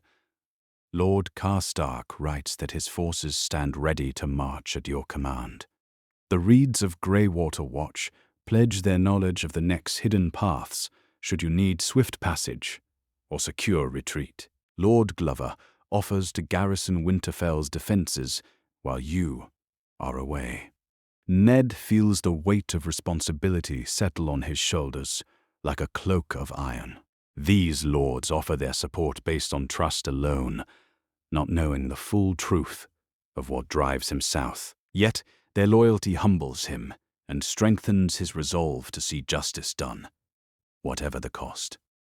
Send word to all who have written, Ned instructs the maester. Tell them that House Stark remembers their loyalty and will not forget their support in the dark days to come. But also warn them, this crisis may demand more of us all before it ends. With final embraces for his wife and children, Ned mounts his horse and rides from Winterfell with his small escort. The gates close behind them with a finality that echoes in the morning air, and Catelyn watches from the castle's walls until the riders disappear into the Wolfswood. The journey south takes on an urgency that drives both men and horses to their limits. Ned sets a punishing pace, stopping only when necessary to rest their mounts and grab brief hours of sleep. Sir Roderick matches his lord's determination without complaint, though the older knight clearly worries about sustaining such a pace for the entire journey to King's Landing. As they ride through the familiar paths of the north, memories assault Ned with every mile. He remembers riding these same roads with Robert during their youth, when the future seemed bright with promise, and the crown was just a distant dream. He thinks of Lyanna, always Lyanna, and the promise that has shaped every day since her death. The landscape changes as they cross into the Riverlands, the dense forests of the north giving way to rolling hills and fertile fields. Here, the evidence of recent war has faded, replaced by the peaceful prosperity that marks Hoster Tully's lands. Yet, even in this tranquil setting, Ned feels the weight of watching eyes and the tension that comes with approaching crisis. Near the crossing at the Trident, where Robert's hammer ended Rhaegar's life 2 years past, they encounter the first Riverlands patrol. 12 men in mail and leather, bearing the silver trout of House Tully, block the road, their captain stepping forward to challenge the northern party. "Hold there," the captain calls, his hand resting on his sword hilt. "State your business in Lord Tully's lands, and know that we've had word to watch for unusual travellers." Sir Roderick spurs his horse forward, his voice carrying the authority of long service. "You address Lord Eddard Stark of Winterfell, riding on urgent business to King's Landing. Stand aside, or explain why you would delay the Lord Paramount of the North. Recognition flashes in the captain's eyes, followed quickly by respectful wariness. Lord Stark, we had no word of your coming. My Lord Edmure has given orders to provide escort for any noble travelers, given the unsettled news from the capital. The mention of Edmure Tully brings both relief and concern to Ned's mind. Catelyn's younger brother has always been impetuous, but his loyalty to family ties runs deep. If Edmure offers escort, it suggests the Riverlands have heard rumors of the crisis brewing in King's Landing. Where might we find your young lord? Ned asks, calculating how this encounter might affect his careful timeline. River Run, my lord, where he holds court in Lord Hoster's name, the captain replies. He rode out this morning with a larger patrol, but sent word that any northern parties should be brought to him immediately. As if summoned by mention of his name, the sound of hoofbeats announces another approaching party. Edmure Tully appears at the head of 24 cavalry. His auburn hair bright in the afternoon sun, the young heir of Riverrun, rides with the confidence of a man secure in his father's lands. But his blue eyes show the concern that has driven him to patrol these roads personally. Uncle Ned, Edmure calls, as he recognizes the Northern Lord, spurring his horse forward with genuine pleasure and relief. When word reached Riverrun of troubles in King's Landing, I feared for your safety on the roads. The realm grows unsettled when kings and septons clash, knowing that Edmure's involvement could complicate his mission, but also recognizing the value of Riverland support. Nephew, your concern honors our family ties, but my business in the capital admits no delay, and I would not involve the Riverlands in northern troubles. Northern troubles. Edmure's expression grows more serious as he studies Ned's face and the small escort that accompanies him. Uncle, half the realm speaks of revelations about bastards and hidden princes. If you ride to defend your honor or your family's interests, then the Riverlands stand with you as blood demands. The offer of support warms Ned's heart, even as it complicates his plans. He sees in Edmure the same fierce loyalty that marks all the Tully children, the same devotion to family that made Catelyn such a perfect match for his own northern values. Yet he also knows that the truth he carries could endanger everyone who supports him. I thank you, nephew, but this burden is mine to bear, Ned says finally. Though if you would provide fresh horses and safe passage to the capital's borders, House Stark would be grateful for the kindness. Edmure studies his face with the shrewd intelligence that runs in the Tully line, clearly sensing undercurrents he cannot fully understand. Fresh horses you shall have, and the swiftest guides in the Riverlands. But, uncle, if this crisis touches the safety of the North or threatens our family ties, remember that the trout swims with the wolf. As the afternoon wears on, Ned's party continues south, with Edmure's guards providing escort to the edge of Tully lands. The young lord's offer of support echoes in Ned's mind, reminding him that the crisis brewing in King's Landing will affect far more than just the immediate participants. Every lord will eventually be forced to choose sides, and the choice they make could determine whether the realm faces war or finds a path to peaceful resolution. The road to King's Landing stretches before them, each mile bringing Ned closer to the confrontation that will determine Jon Snow's fate and perhaps the future of the Seven Kingdoms. Behind them, the North mobilizes in support of their lord, while ahead, the capital seethes with royal rage and political maneuvering. The bastard of Winterfell sleeps peacefully in his cradle, unaware that armies may soon march in his name and crowns hang in the balance of the truth his uncle carries south.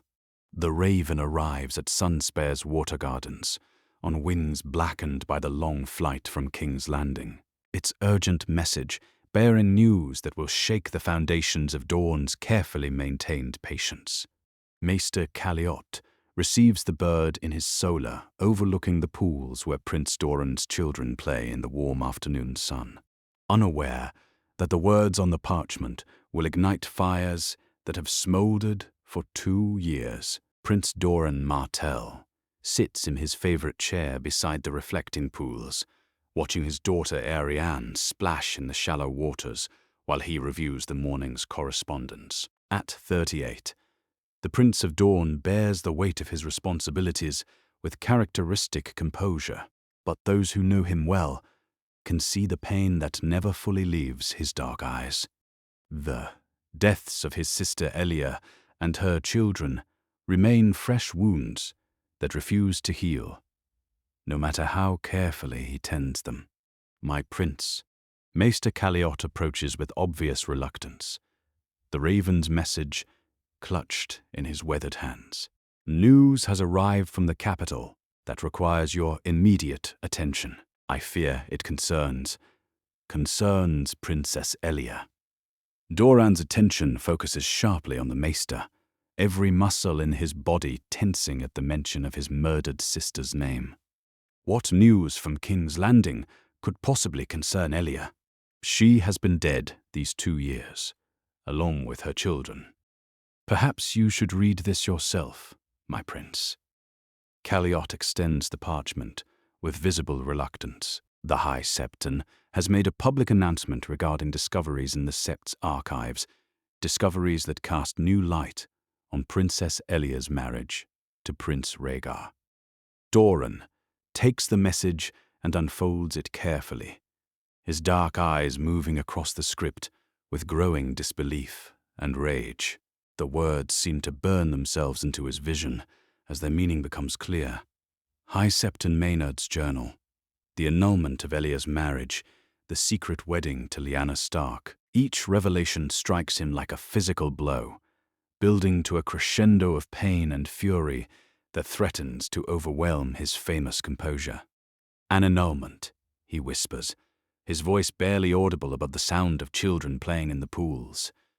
Elia was set aside, cast off like a used garment, to make way for the northern girl.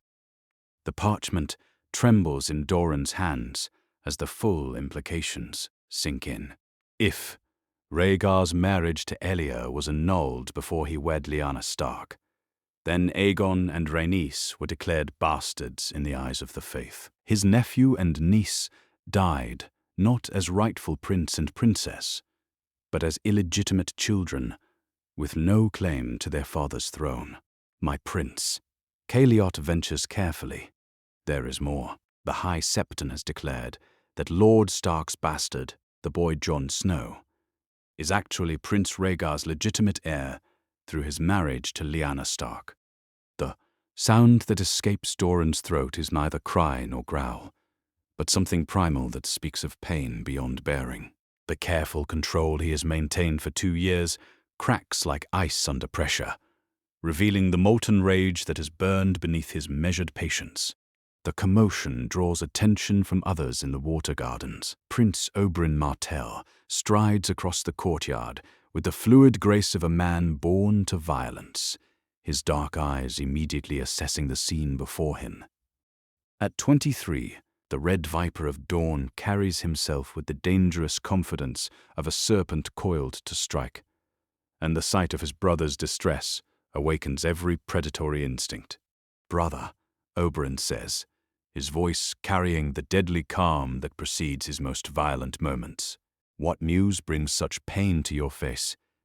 Doran hands over the message without speaking, watching as Oberyn's expression transforms from concern to disbelief to pure, incandescent rage. The younger prince's hand drops to his sword hilt as he reads, his body tensing like a drawn bowstring, ready to loose destruction upon his enemies. They set her aside.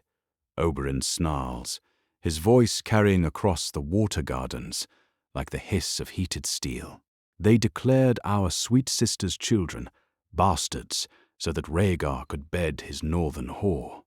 And now they crown her whelp as the rightful king, while Aegon and Rhaenys lie cold in their graves. The brothers stand in silence for long moments, each wrestling with rage that threatens to consume them both. Around them, the water gardens continue their peaceful routine, but the tranquility feels fragile now, like calm before a storm that will shake the world. The Lannisters, Doran says finally, his voice steady but carrying undertones of deadly promise. They killed children they believed to be bastards, children whose legitimacy had been stripped away by this secret annulment. Tywin ordered their deaths to curry favor with Robert, never knowing that Rhaegar had already declared them illegitimate. Does it matter? Oberyn snaps, beginning to pace with the restless energy of a caged predator. Bastard or trueborn? They were children. They were Elya's children. The mountain crushed Aegon's skull and raped our sister while she watched, then killed them both. No amount of legitimacy or lack thereof justifies such butchery. Doran nods slowly, his mind working through the political implications, even as his heart burns with renewed grief. Yet this revelation changes the nature of their deaths. If Aegon and Rhaenys were legally bastards when they died, then their murder was not an attack on the royal succession, but simply the elimination of inconvenient reminders of Elya's dishonor. You speak of legal distinctions, while children's blood cries for justice. Oberyn growls, his hand still resting on his sword. Brother, give me leave to ride north. Let me put this bastard Stark kin in the ground where he belongs, and then we can discuss the finer points of legitimacy over his corpse. And accomplish what? Doran asks, his voice returning to its customary measured tone despite the fire in his eyes. Jon Snow is barely 2 years old, brother.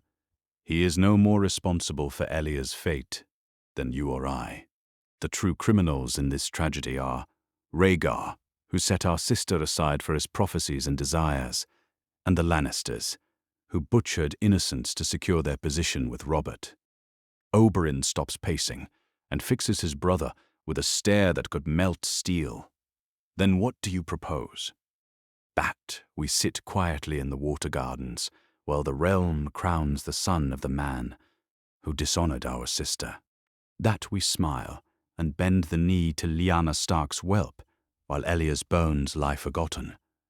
I propose, Doran says with quiet intensity, that we wait and watch how this crisis unfolds. If Jon Snow truly has a claim to the Iron Throne, if he can press that claim successfully, then we will have opportunities for justice that do not exist today. Robert Baratheon rules by conquest and strength, but a Targaryen king might be more receptive to Dorne's grievances.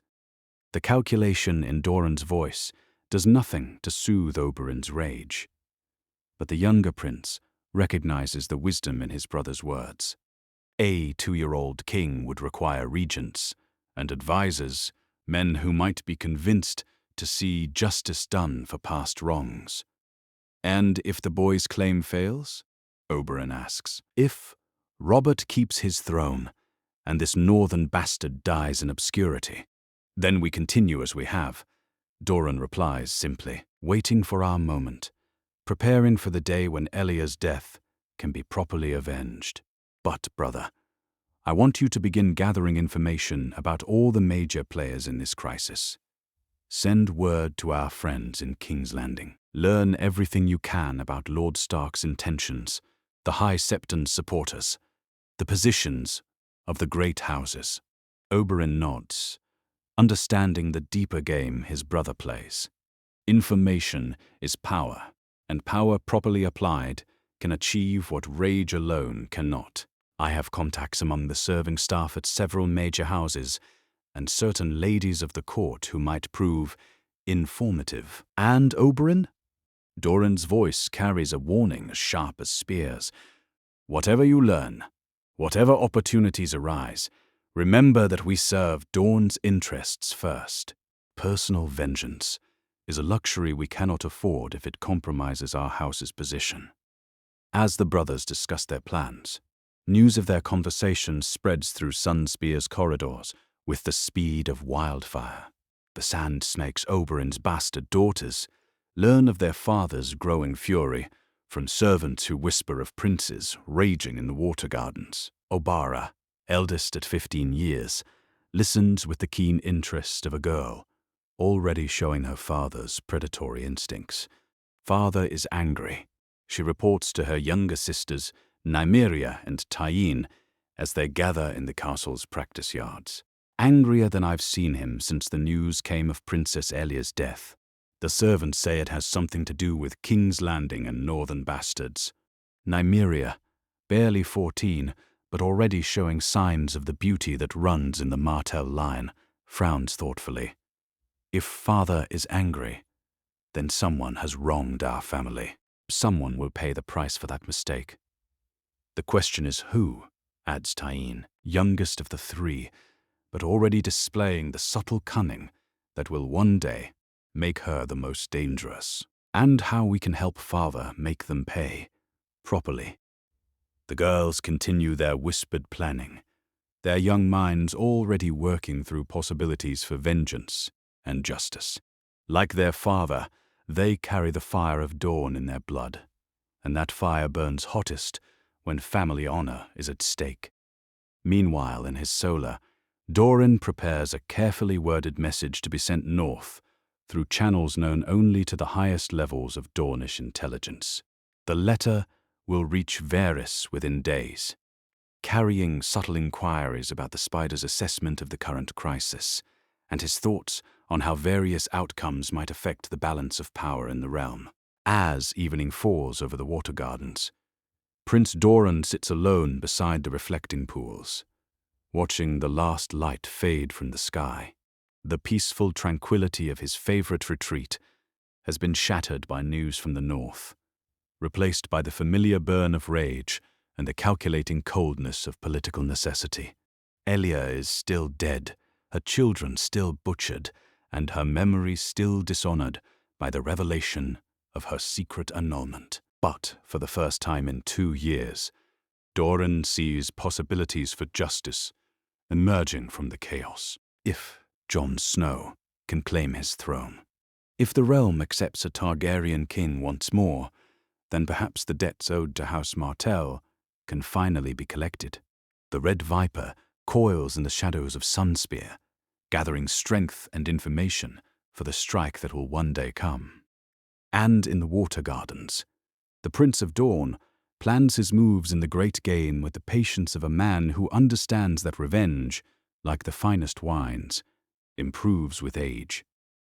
The gates of King's Landing open to admit Lord Eddard Stark and his small escort as the afternoon sun casts long shadows across the cobblestone streets. Word of his arrival spreads through the capital faster than wildfire, carried by servants and guards who recognize the dire wolf banners of the north. Ned rides through the city with grim purpose, his weathered face set in lines that speak of hard decisions and harder truths. The common folk line the streets to watch the Northern Lord's passage, their faces showing the uncertainty that has gripped the capital since the High Septon's announcement. Some whisper of the bastard king who might claim the throne, while others mutter darkly about northern treachery and lies. The city holds its breath, sensing that momentous events are about to unfold. Ser Roderick Cassel rides close beside his lord, his hand never straying far from his sword hilt as they navigate the increasingly crowded streets. The master-at-arms notes the positions of the gold cloaks, who seem more numerous than usual, and the way certain groups of citizens watch their passage with calculating eyes. King's Landing feels like a powder keg waiting for a spark. At the Red Keep, word of Ned's arrival reaches the throne room within minutes. King Robert's reaction is immediate and volcanic.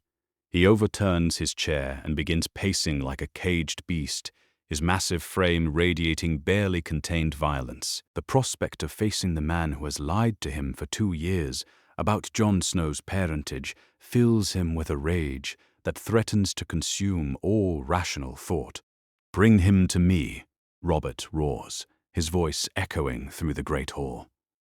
"Bring the lying wolf to face his king, and let him explain how he thought to make a fool of Robert Baratheon." Jon Arryn moves quickly to intercede, recognizing the danger in his foster son's current state. "Your Grace, Lord Stark has traveled far and hard to reach the capital. Perhaps he should be given time to refresh himself before—" "Time to prepare more lies, you mean?" Robert snarls, spinning to face the Hand. "No, Jon, I want him here now, while his treachery is fresh in my mind, and his excuses haven't had time to ferment into something believable." Meanwhile, at the great Sept of Baelor, High Septon Polyter kneels before the altar in prayer, seeking strength for the trials to come. The holy man has not left the Sept since making his announcement, knowing that the moment he steps outside these sacred walls, he becomes vulnerable to the royal rage that grows stronger with each passing hour. The most devout gather around their leader, their faces showing the strain of maintaining their position against mounting pressure from the crown. Septon Olidor approaches the High Septon with obvious reluctance, bearing news that will test their resolve even further. "Your Holiness," Olidor begins carefully, "the gold cloaks have surrounded the Sept. They claim it is for our protection, but their positions suggest they are prepared to prevent anyone from entering or leaving."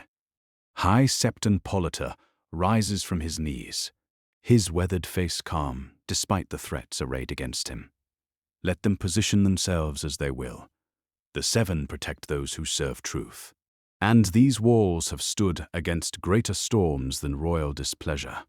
"But your Holiness," Septa Morwen interjects, "the common folk grow frightened. Many who came to hear your announcement have departed, fearing they will be caught in violence between crown and faith.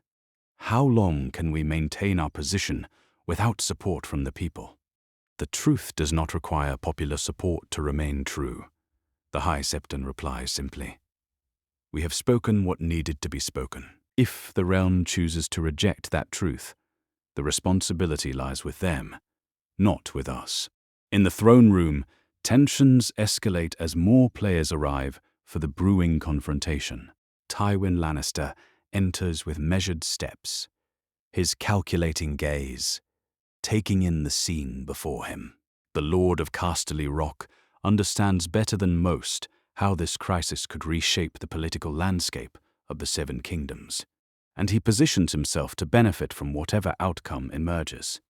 "Your Grace," Tywin says with a respectful nod to Robert, "Lord Stark has arrived at the castle gates. He requests immediate audience with you, and carries what he claims is evidence relevant to the current difficulties." The mention of evidence brings fresh fury to Robert's features. Evidence? What evidence could possibly justify 2 years of lies about that bastard boy? What proof could make this betrayal acceptable? "Perhaps we should allow Lord Stark to present what he carries," Jon Arryn suggests diplomatically. "If his evidence proves false or insufficient, that will be apparent quickly enough. If it supports the High Septon's claims," he trails off, recognizing the dangerous territory they approach. Varys glides forward from his customary position in the shadows, his soft voice carrying clearly through the tension-filled chamber. "Your Grace, my little birds, report that Lord Stark carries items of great personal value, objects wrapped in oiled leather and guarded as carefully as crown jewels. Whatever he brings, he clearly considers it precious beyond measure." Queen Cersei watches the proceedings with keen interest, her green eyes bright with the possibilities this confrontation presents. "How touching," she murmurs, "that Lord Stark would risk so much to support his bastard's false claims. One wonders what favor he hopes to gain by placing a pretender on the throne." Before anyone can respond to the Queen's poison, the great doors of the throne room open to admit Lord Eddard Stark. The young Lord of Winterfell enters, with dignity intact. Despite the hard journey south, his grey eyes steady as they meet the furious gaze of his king. Behind him walks Ser Rodrik, ready to defend his lord against whatever dangers await. The silence that follows Ned's entrance stretches like a bowstring pulled to its breaking point. Two men who once fought side by side at the Trident now face each other across a divide that may prove unbridgeable. Robert's rage fills the space between them like a physical presence, while Ned's calm composure speaks of a man at peace with the choices he has made. So, Robert finally speaks, his voice low and dangerous. The wolf comes to court at last. Tell me, Ned, how long have you been planning this betrayal? How long have you been raising a pretender in your halls while calling him bastard to my face? Ned steps forward, his voice steady despite the weight of the moment. Robert, I have never betrayed you. Every choice I made was to protect an innocent child from the rage that would have seen him dead for the circumstances of his birth. Innocent?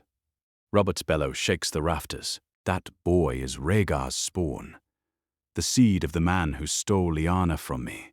How can you call him innocent when his very existence is an insult to everything we fought for?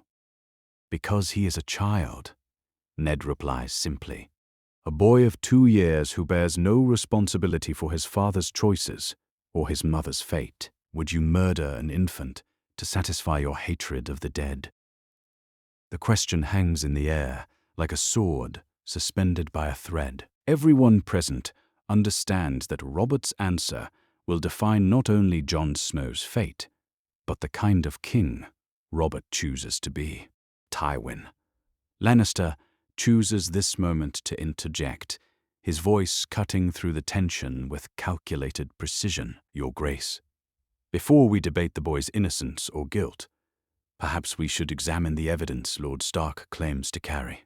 If his proof supports the High Septon's allegations, that changes the nature of our discussion considerably. Ned reaches into his traveling pack and withdraws the items he has guarded so carefully throughout his journey. Lyanna's wedding ring, bearing the entwined dragon and wolf, her letter describing her love for Rhaegar, and the small silver dragon pin that was the prince's gift to his bride.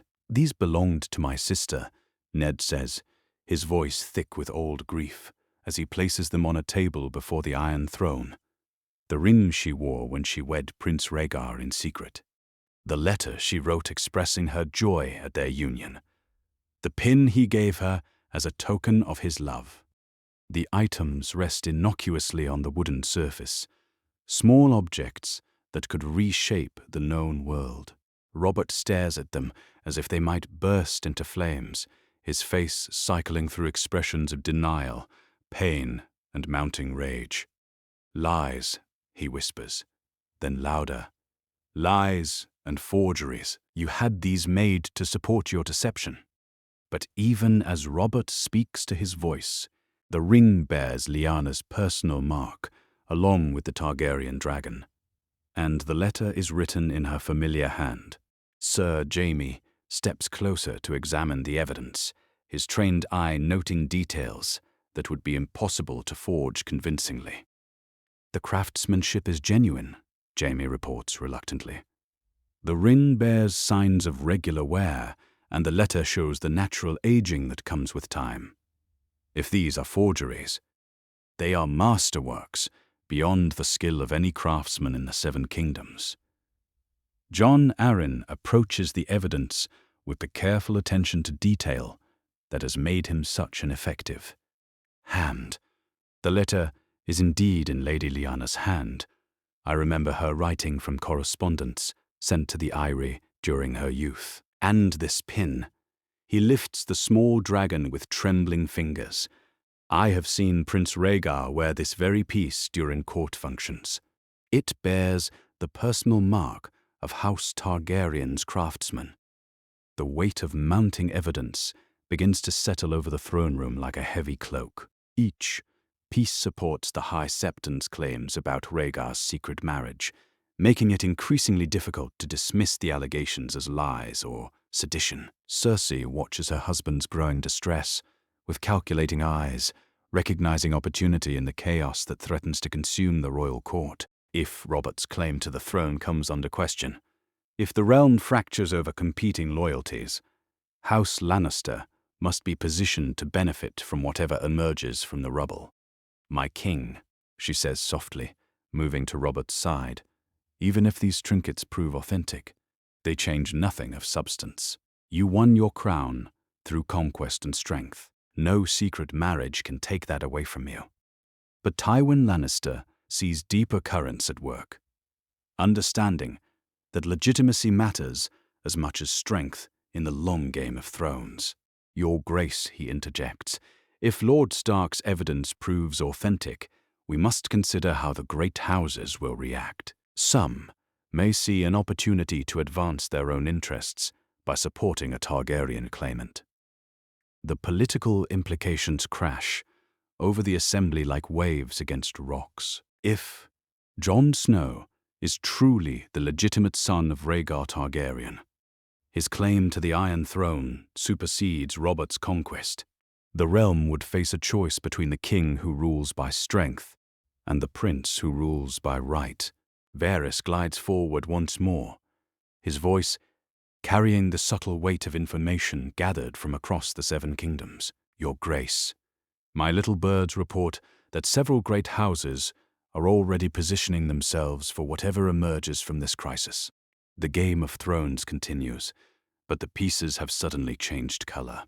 As the confrontation reaches its crescendo, messenger ravens begin arriving at the Red Keep, carrying news from across the realm. Lords who heard of the High Septon's announcement send carefully worded letters, pledging conditional support or subtle threats, depending on their assessment of the crisis's likely outcome. The throne room of the Red Keep becomes the center of a storm that will reshape the Seven Kingdoms. Three forces, crown, faith, and the ancient law of succession, prepare to clash with a violence that will determine not only who sits the Iron Throne, but what kind of realm emerges from the chaos. The Game of Thrones has reached its most dangerous phase, where a single wrong move could topple kingdoms and a 2-year-old boy holds the fate of the realm in his innocent hands. The silence in the throne room stretches taut as a bowstring as Robert stares at the evidence laid before him. Lyanna's wedding ring catches the afternoon light, its entwined dragon and wolf seeming to mock the king's rage. The weight of proof threatens to crush the foundation upon which his entire reign rests. But Robert Baratheon has never been a man to yield without a fight.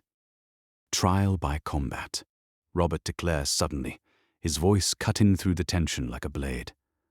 "I call upon the ancient right of kings to settle this matter through strength of arms.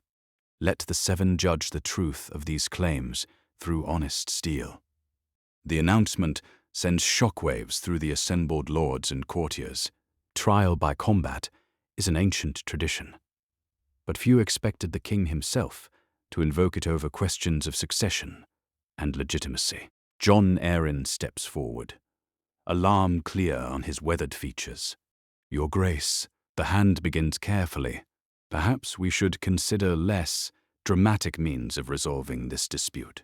A trial by combat puts too much at risk." "At risk," Robert roars, his blue eyes blazing with the fury that has defined his rule. "What is at risk is my throne, my crown, my very right to rule. If the seven support these lies about Rhaegar and Lyanna, let them prove it through combat. If they support my rightful claim, my hammer will speak for me as it did at the Trident." High Septon Politer receives word of the challenge within the hour, carried by a herald who trembles as he delivers the royal decree. The holy man listens without expression as the terms are explained. Single combat before the great Sept, with the outcome determining whether Jon Snow's claim has divine legitimacy or whether Robert's rule stands unchallenged. The faith accepts, the High Septon declares simply. "We serve truth, and if the seven will that truth be proven through combat, then so be it." But I name Sir Barristan Selmy as our champion, trusting in his honor and skill to represent the cause of justice. The choice of Barristan the Bold as the faith's champion creates fresh controversy throughout King's Landing. The legendary knight serves as a member of Robert's own Kingsguard, sworn to protect the very king he will now face in mortal combat. When word reaches Sir Barristan, he struggles with the conflict between his oaths and his conscience.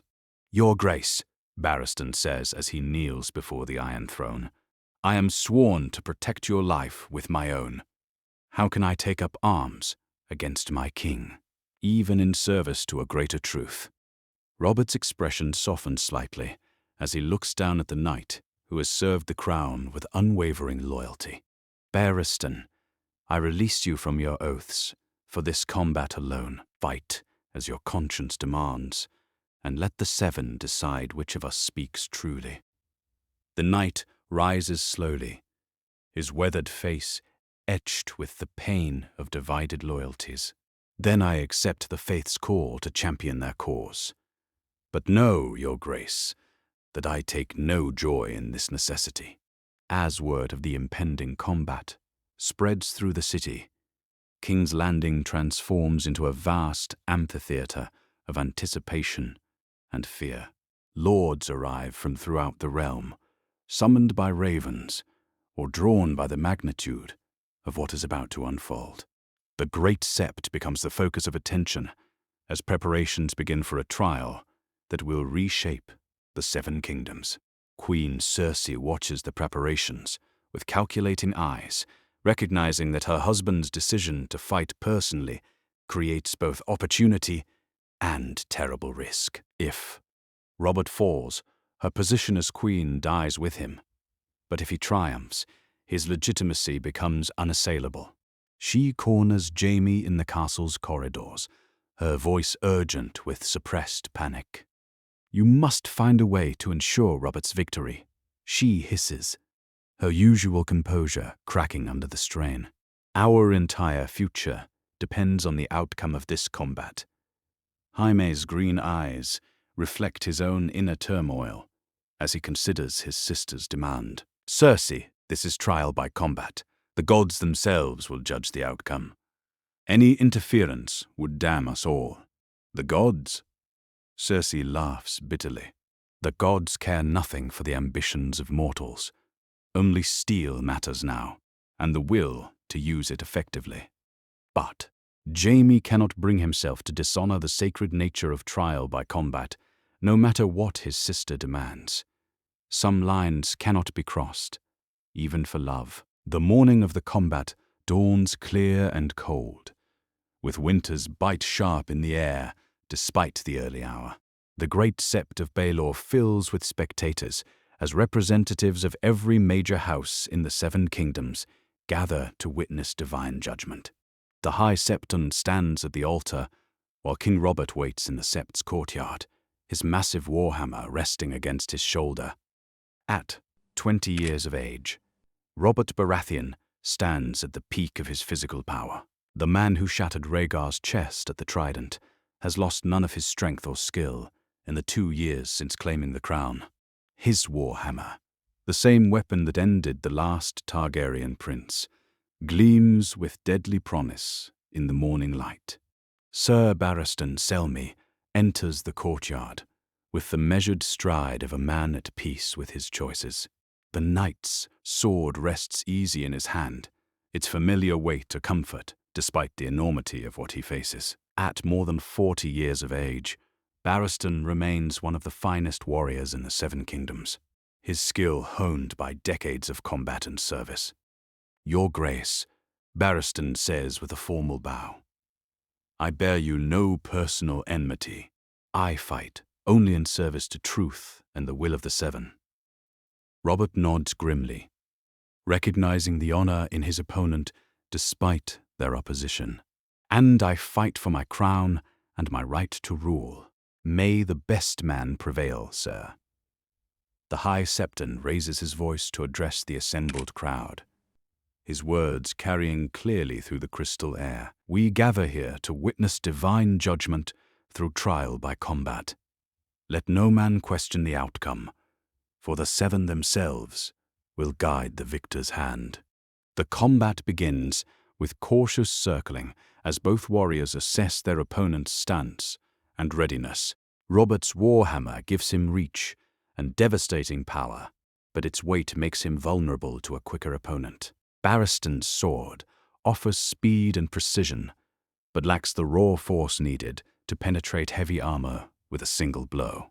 Robert strikes first, his hammer sweeping in a brutal arc that would crush any man at court. Barristan slides aside with fluid grace, his sword flickering out to score a line across the king's armored thigh. The first blood goes to the faith's champion, drawing gasps from the crowd. First blood to the pretender's cause, someone shouts from the assembled nobles. But the combat is far from over. Robert roars his fury and presses his attack, hammer blows raining down like thunder as he seeks to overwhelm Barristan's defenses. The knight gives ground steadily, his sword work defensive as he seeks openings between the king's powerful swings. Steel rings against steel in a deadly dance that mesmerizes the watching crowds. The king's youth and rage drive him to fight with reckless abandon, each swing of his hammer carrying enough force to shatter stone. But Barristan's experience shows as he turns Robert's fury against him, using the king's momentum to create opportunities for precise strikes. A perfectly timed thrust opens a gash in Robert's sword arm, crimson flowing freely despite his mail. The injury slows his hammerwork slightly, giving Barristan the opening he needs. The knight's next attack drives deep into Robert's side, finding the gap where armor plates meet.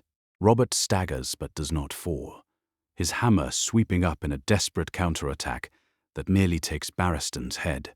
The knight ducks at the last instant, feeling the weapon's wind ruffle his hair as death passes inches away. "Yield, your grace," Barristan calls out, his sword point hovering near Robert's throat. "You fight with honor, but the seven have spoken." "Never," Robert gasps, blood frothing at his lips as his wounds take their toll. "I am king by right of conquest, not by divine favor." The king's final attack comes with all the desperate strength of a dying man. His hammer swings in a wide arc that would crush Barristan's skull if it connected. But the knight steps inside the blow and drives his sword deep into Robert's chest. Time seems to freeze as the king of the seven kingdoms stands transfixed by steel, his eyes wide with disbelief.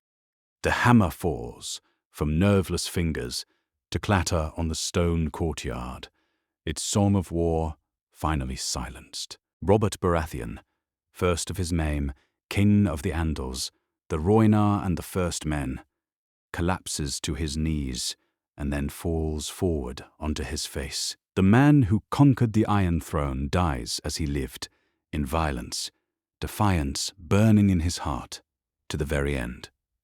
The silence that follows Robert's death is absolute. Thousands of witnesses stare at the fallen king, struggling to comprehend that the man who seemed invincible has been brought low by divine judgment. The High Septon steps forward, his voice carrying clearly through the stunned quiet. "The seven have spoken," he declares solemnly. "King Robert Baratheon has fallen in combat, struck down by the righteous hand of justice. Let all who witness this divine judgment know that truth has triumphed over falsehood, and the rightful heir shall claim his throne." Sir Barristan kneels beside the king's body, his weathered face etched with grief for a man he served loyally, despite their final opposition. "Forgive me, your grace," he whispers. "I fought as honor demanded, but I take no joy in your death." Queen Cersei's scream of anguish pierces the air as she sees her husband's corpse, but whether she grieves for love lost or position destroyed, none can say. Tywin Lannister's face remains impassive, his calculating mind already working through the implications of this dramatic shift in the balance of power. Jon Arryn stares at his foster son's body, with tears streaming down his cheeks, mourning the boy he raised and the kin who died so young. The realm has lost a powerful ruler, whatever his faults, and the stability that strength provided dies with him. As the sun climbs higher over King's Landing, ravens begin their flight to every corner of the Seven Kingdoms, carrying news that will echo through history. King Robert is dead, struck down by divine judgment in trial by combat. The faith has been vindicated in their claims about Jon Snow's legitimacy. The bastard of Winterfell, sleeping peacefully in his cradle, hundreds of miles to the north, has been declared the rightful king of the Seven Kingdoms by the sword of Ser Barristan the Bold and the will of the Seven themselves. The realm belongs to Jon Snow, and the Game of Thrones begins anew. The courtyard of the great Sept falls silent as King Robert Baratheon draws his final breaths, blood pooling beneath his massive frame on the ancient stones. Ser Barristan kneels beside the fallen king, his weathered face etched with grief despite the necessity of what he has done. The realm holds its breath, waiting for the words that will either damn or redeem the man who conquered the Iron Throne. "Lyanna," Robert whispers, his voice barely audible as life ebbs away. She chose him, didn't she? She loved him, not me." His blue eyes, already dimming, fix on Ned Stark's face with desperate need for truth in his final moments. Ned kneels beside his dying friend, taking Robert's bloodied hand in his own. "Yes, Robert, she loved him.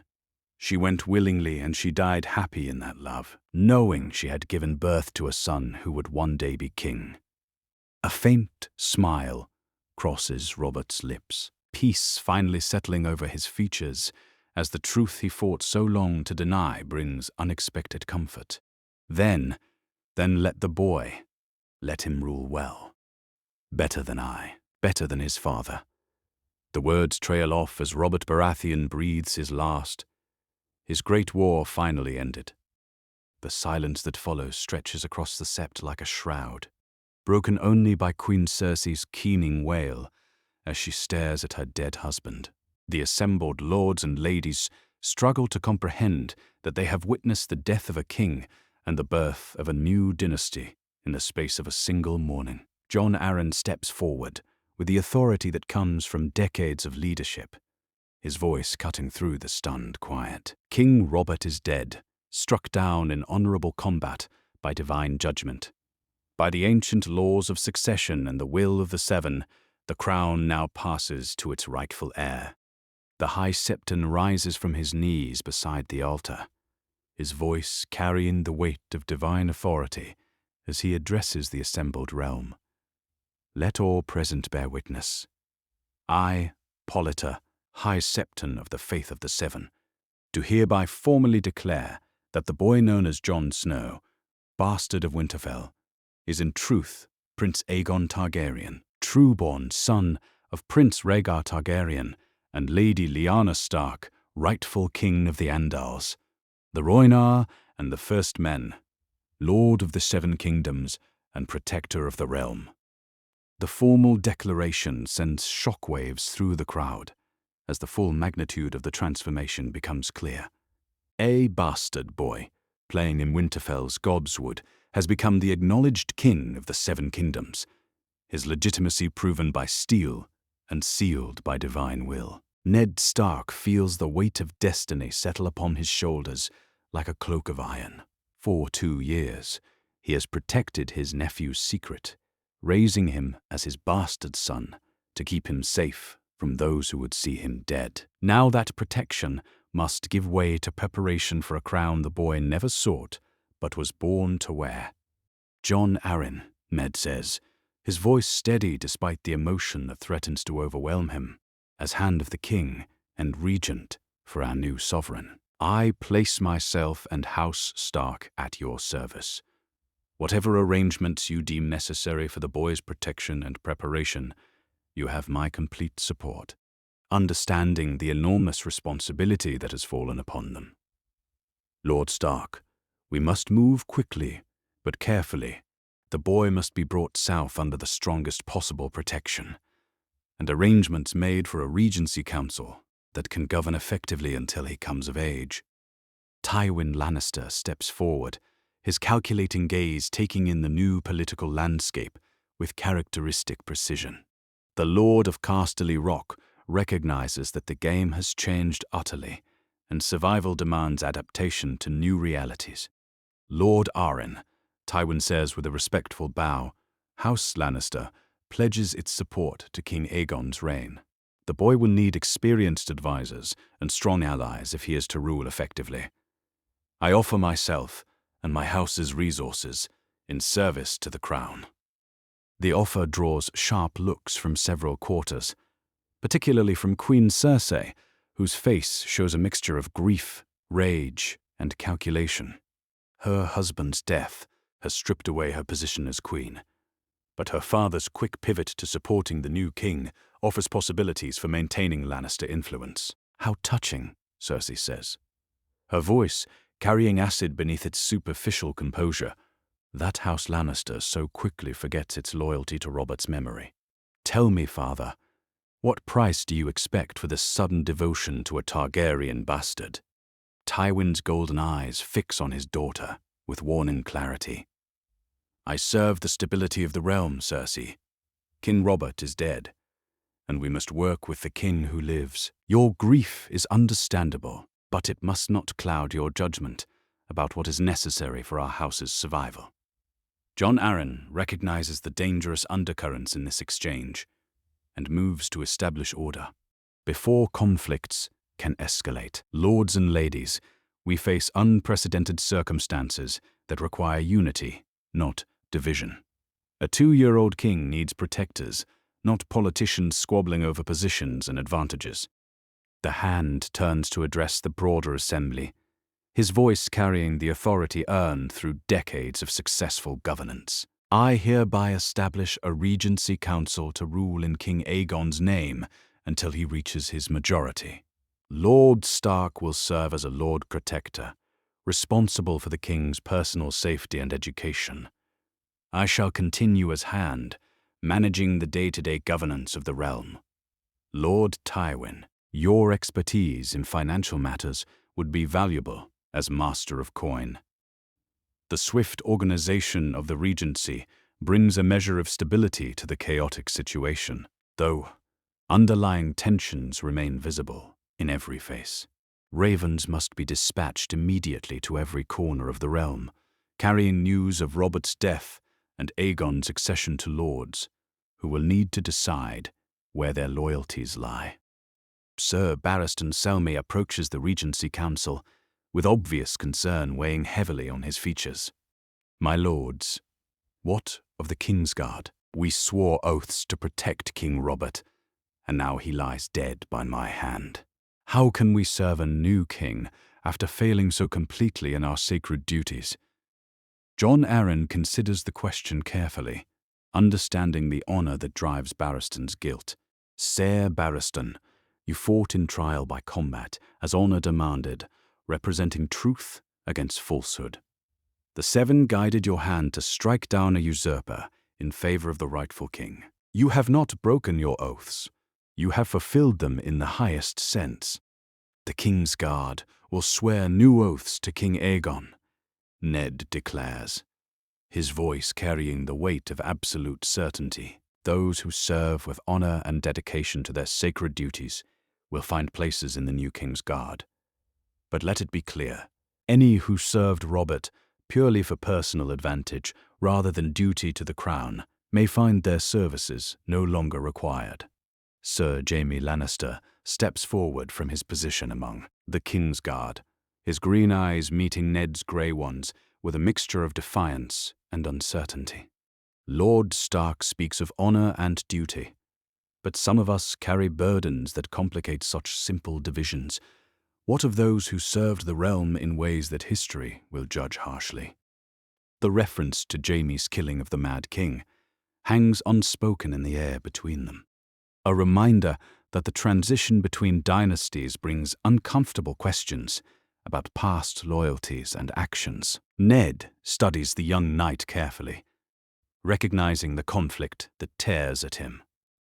"The past is past, Sir Jaime," Ned says finally. "What matters now is service to King Aegon and protection of the realm's peace. Those who serve faithfully and honorably will be judged by their actions going forward, not by the choices forced upon them by mad kings or desperate circumstances." As the immediate crisis of succession begins to resolve, practical concerns demand attention. Ravens must carry word to Winterfell immediately, summoning the young king south under the strongest possible protection. The northern lords who rallied to support Ned's journey will need to provide escort for their new sovereign's first royal progress. Queen Cersei approaches her father with desperate urgency, her previous composure cracking under the weight of her changed circumstances. "Father, surely you see the opportunities here. The boy is barely 2 years old. He will need a queen when he comes of age. Arrangements could be made." Tywin's expression shows distaste for his daughter's naked ambition, even as his mind calculates the political possibilities. "Cersei, you are barely out of widowhood from a king who died this very morning.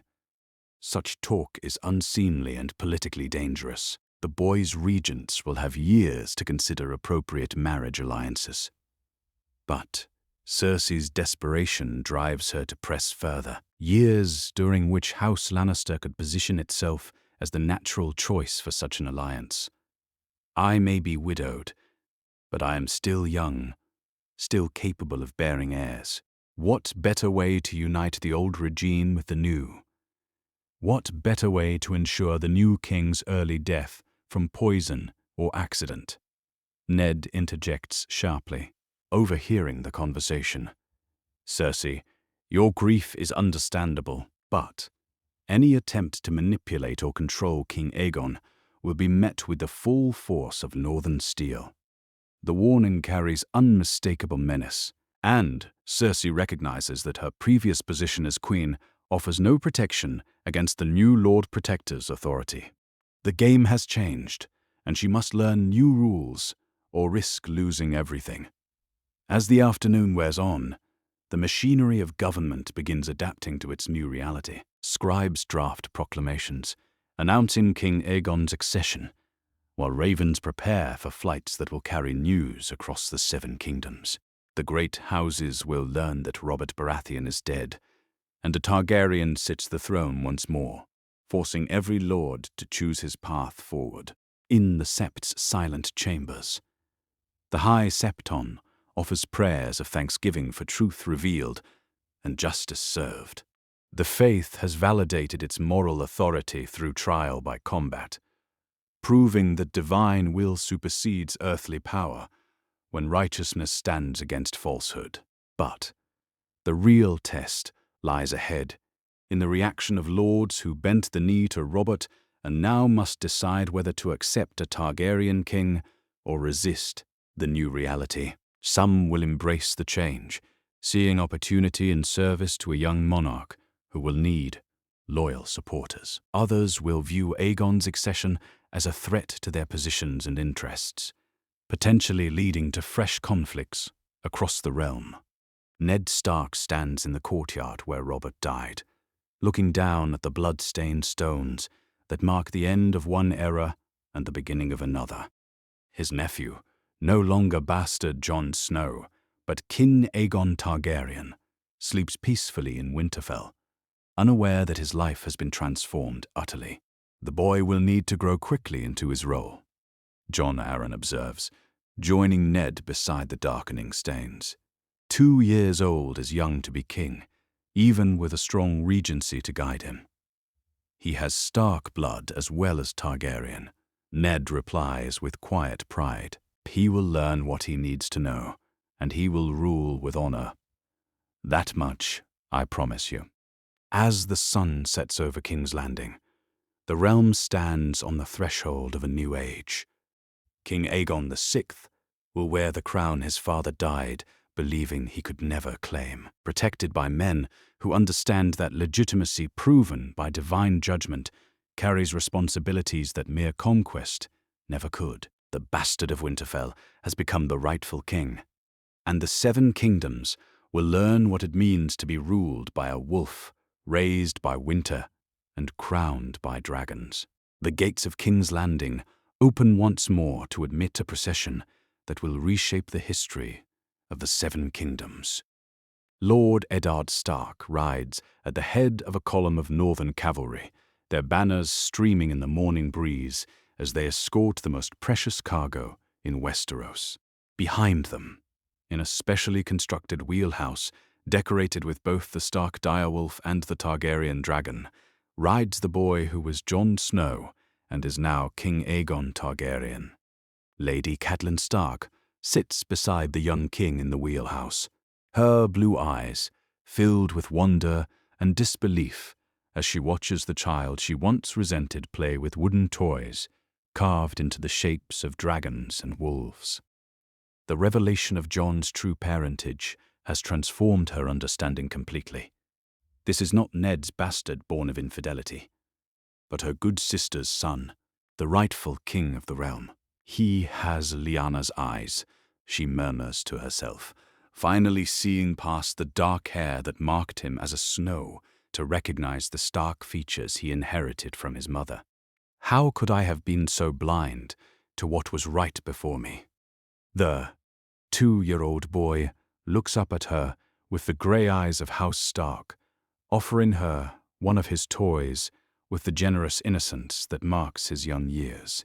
Catelyn takes the wooden wolf with trembling hands, understanding finally why Ned guarded this secret so fiercely and bore her coldness toward the child with such patient pain. The northern escort rides through streets lined with thousands of spectators who have come to witness the coronation of a king born in the north, but destined to rule the south. Common folk and nobles alike strain for glimpses of the boy whose legitimacy was proven through trial by combat and divine judgment, their faces showing mixtures of curiosity, hope, and uncertainty about what his reign might bring.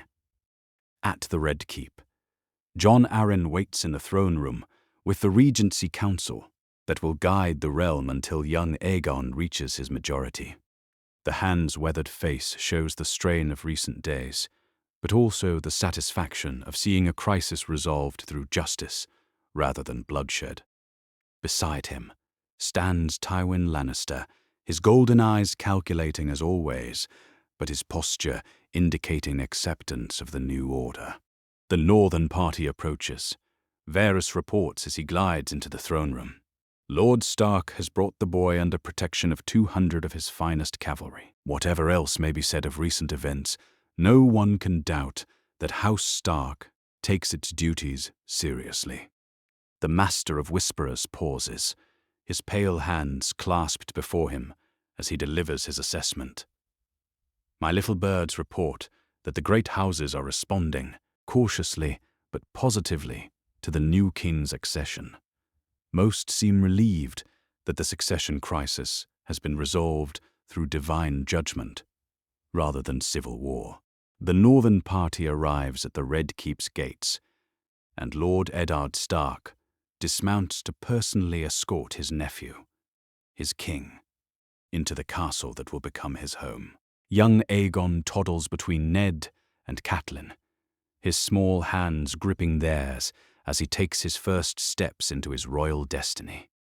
The great hall falls silent as the boy enters, every person present struggling to reconcile the innocent child before them with the magnitude of his claim and the violence that established his legitimacy. Here walks a king who cannot yet speak in full sentences, whose crown will weigh more than his head, whose reign will be shaped by the wisdom or folly of those who guide him. Jon Arryn approaches the boy with the reverence due to royalty, but also the gentleness appropriate for a toddler who has been thrust into circumstances beyond his understanding. Your Grace, the hand says softly, kneeling before the child. Welcome to your castle. Young Aegon looks up at the elderly man with solemn grey eyes, then turns to Ned with the unspoken question that children ask when faced with unfamiliar situations. Ned nods encouragingly, and the boy manages a shy smile that brings unexpected warmth to the formal proceedings. The coronation ceremony begins at noon in the Great Sept of Baelor, the same sacred space where the truth of Aegon's parentage was first revealed, and where his legitimacy was proven through trial by combat.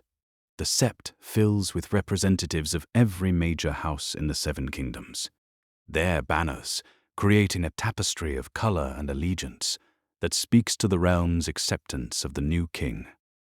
High Septon Politer stands at the great altar, the crown of Aegon the Conqueror resting on a velvet cushion before him. The ancient circlet of Valyrian steel and rubies seems impossibly large for the small head it will soon adorn, but its symbolism carries weight that transcends physical dimensions. This crown has rested on the heads of kings who conquered continents and those who lost them, and now it will pass to a boy whose only conquest is the hearts of those who love him. Lords and ladies of the Seven Kingdoms, the High Septon begins, his voice carrying clearly through the crystal air. We gather here not in celebration of conquest or victory, but in recognition of truth revealed and justice served. The boy before us comes to his throne not through strength of arms, but through strength of righteous blood and divine will. Young Aegon stands between Ned and Catelyn, his small frame dwarfed by the magnificence of the Great Sept, but his presence commanding attention nonetheless. He wears robes of black and red silk that mark him as a Targaryen, but the silver wolf pin at his throat honors the stark blood that flows through his veins alongside the dragon's fire. Aegon of House Targaryen, the High Septon continues, son of Prince Rhaegar and Lady Lyanna, you come before the Seven as the rightful king of the Andals, the Rhoynar, and the First Men. Do you accept this crown and the responsibilities it carries? The question is directed to a boy too young to understand its implications, but Ned steps forward to speak for his nephew as Lord Protector. His Grace accepts the crown and swears by the old gods and the new to rule with justice, protect the innocent, and serve the realm before himself.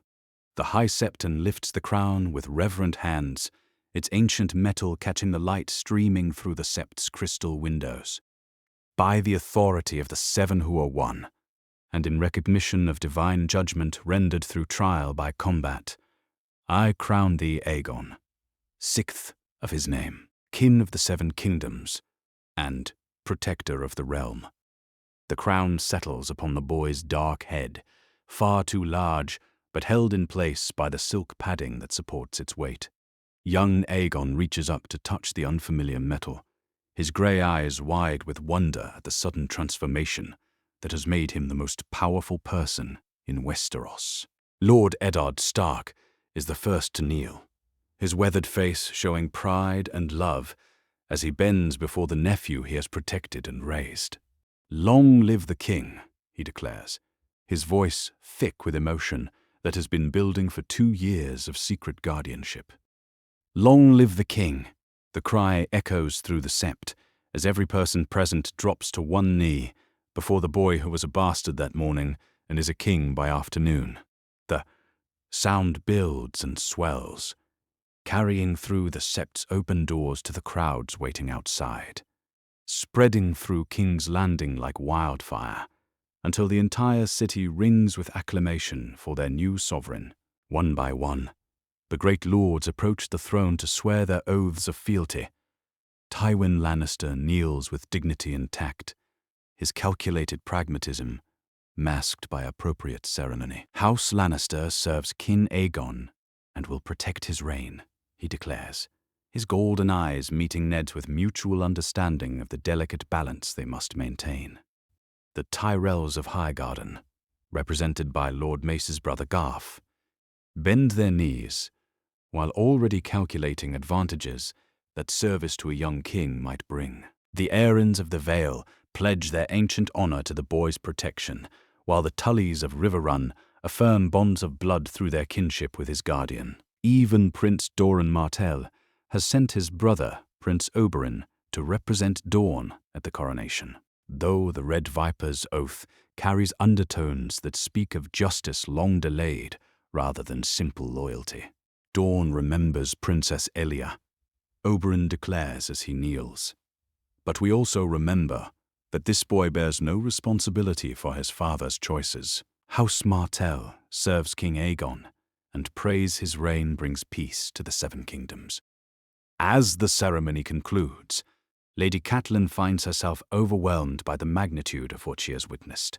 The boy she once viewed as a threat to her own children's inheritance has been revealed as their king, their protector, their sovereign lord. The bastard Jon Snow no longer exists. In his place stands King Aegon Targaryen, and the realm is better for the transformation. He will need guidance, she says to Ned, as they watch their nephew, their king, being presented to the assembled lords. He will need love and wisdom to grow into the crown he wears. He will have both, Ned replies firmly. The Regency Council will teach him statecraft and justice, but more importantly, he will learn honor from those who love him. He carries the best of both his parents, Rhaegar's intelligence and Lyanna's strength. With proper guidance, he will be a king worthy of the realm's trust.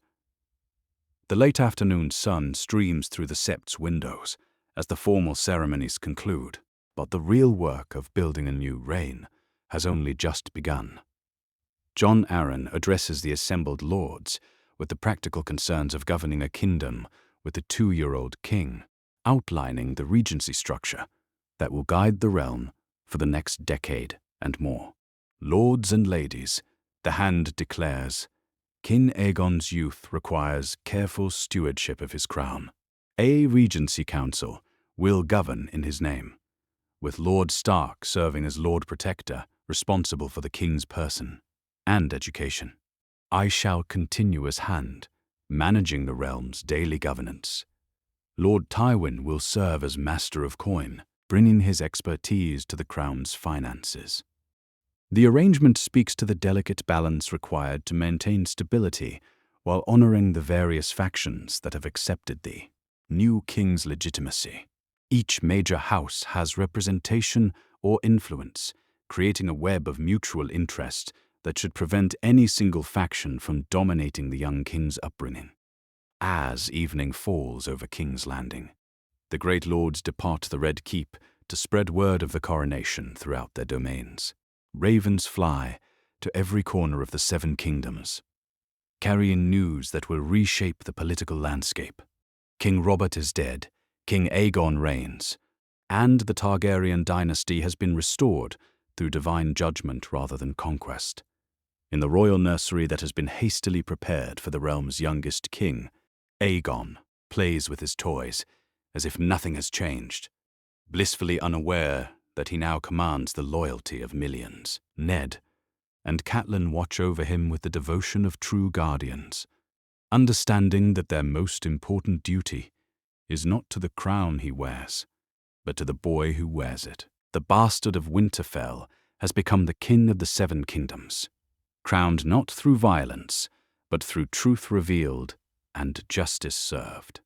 The realm that tore itself apart over lies about his birth now comes together in recognition of his rightful place, healing wounds that have festered for 2 years through the simple power of acknowledged truth.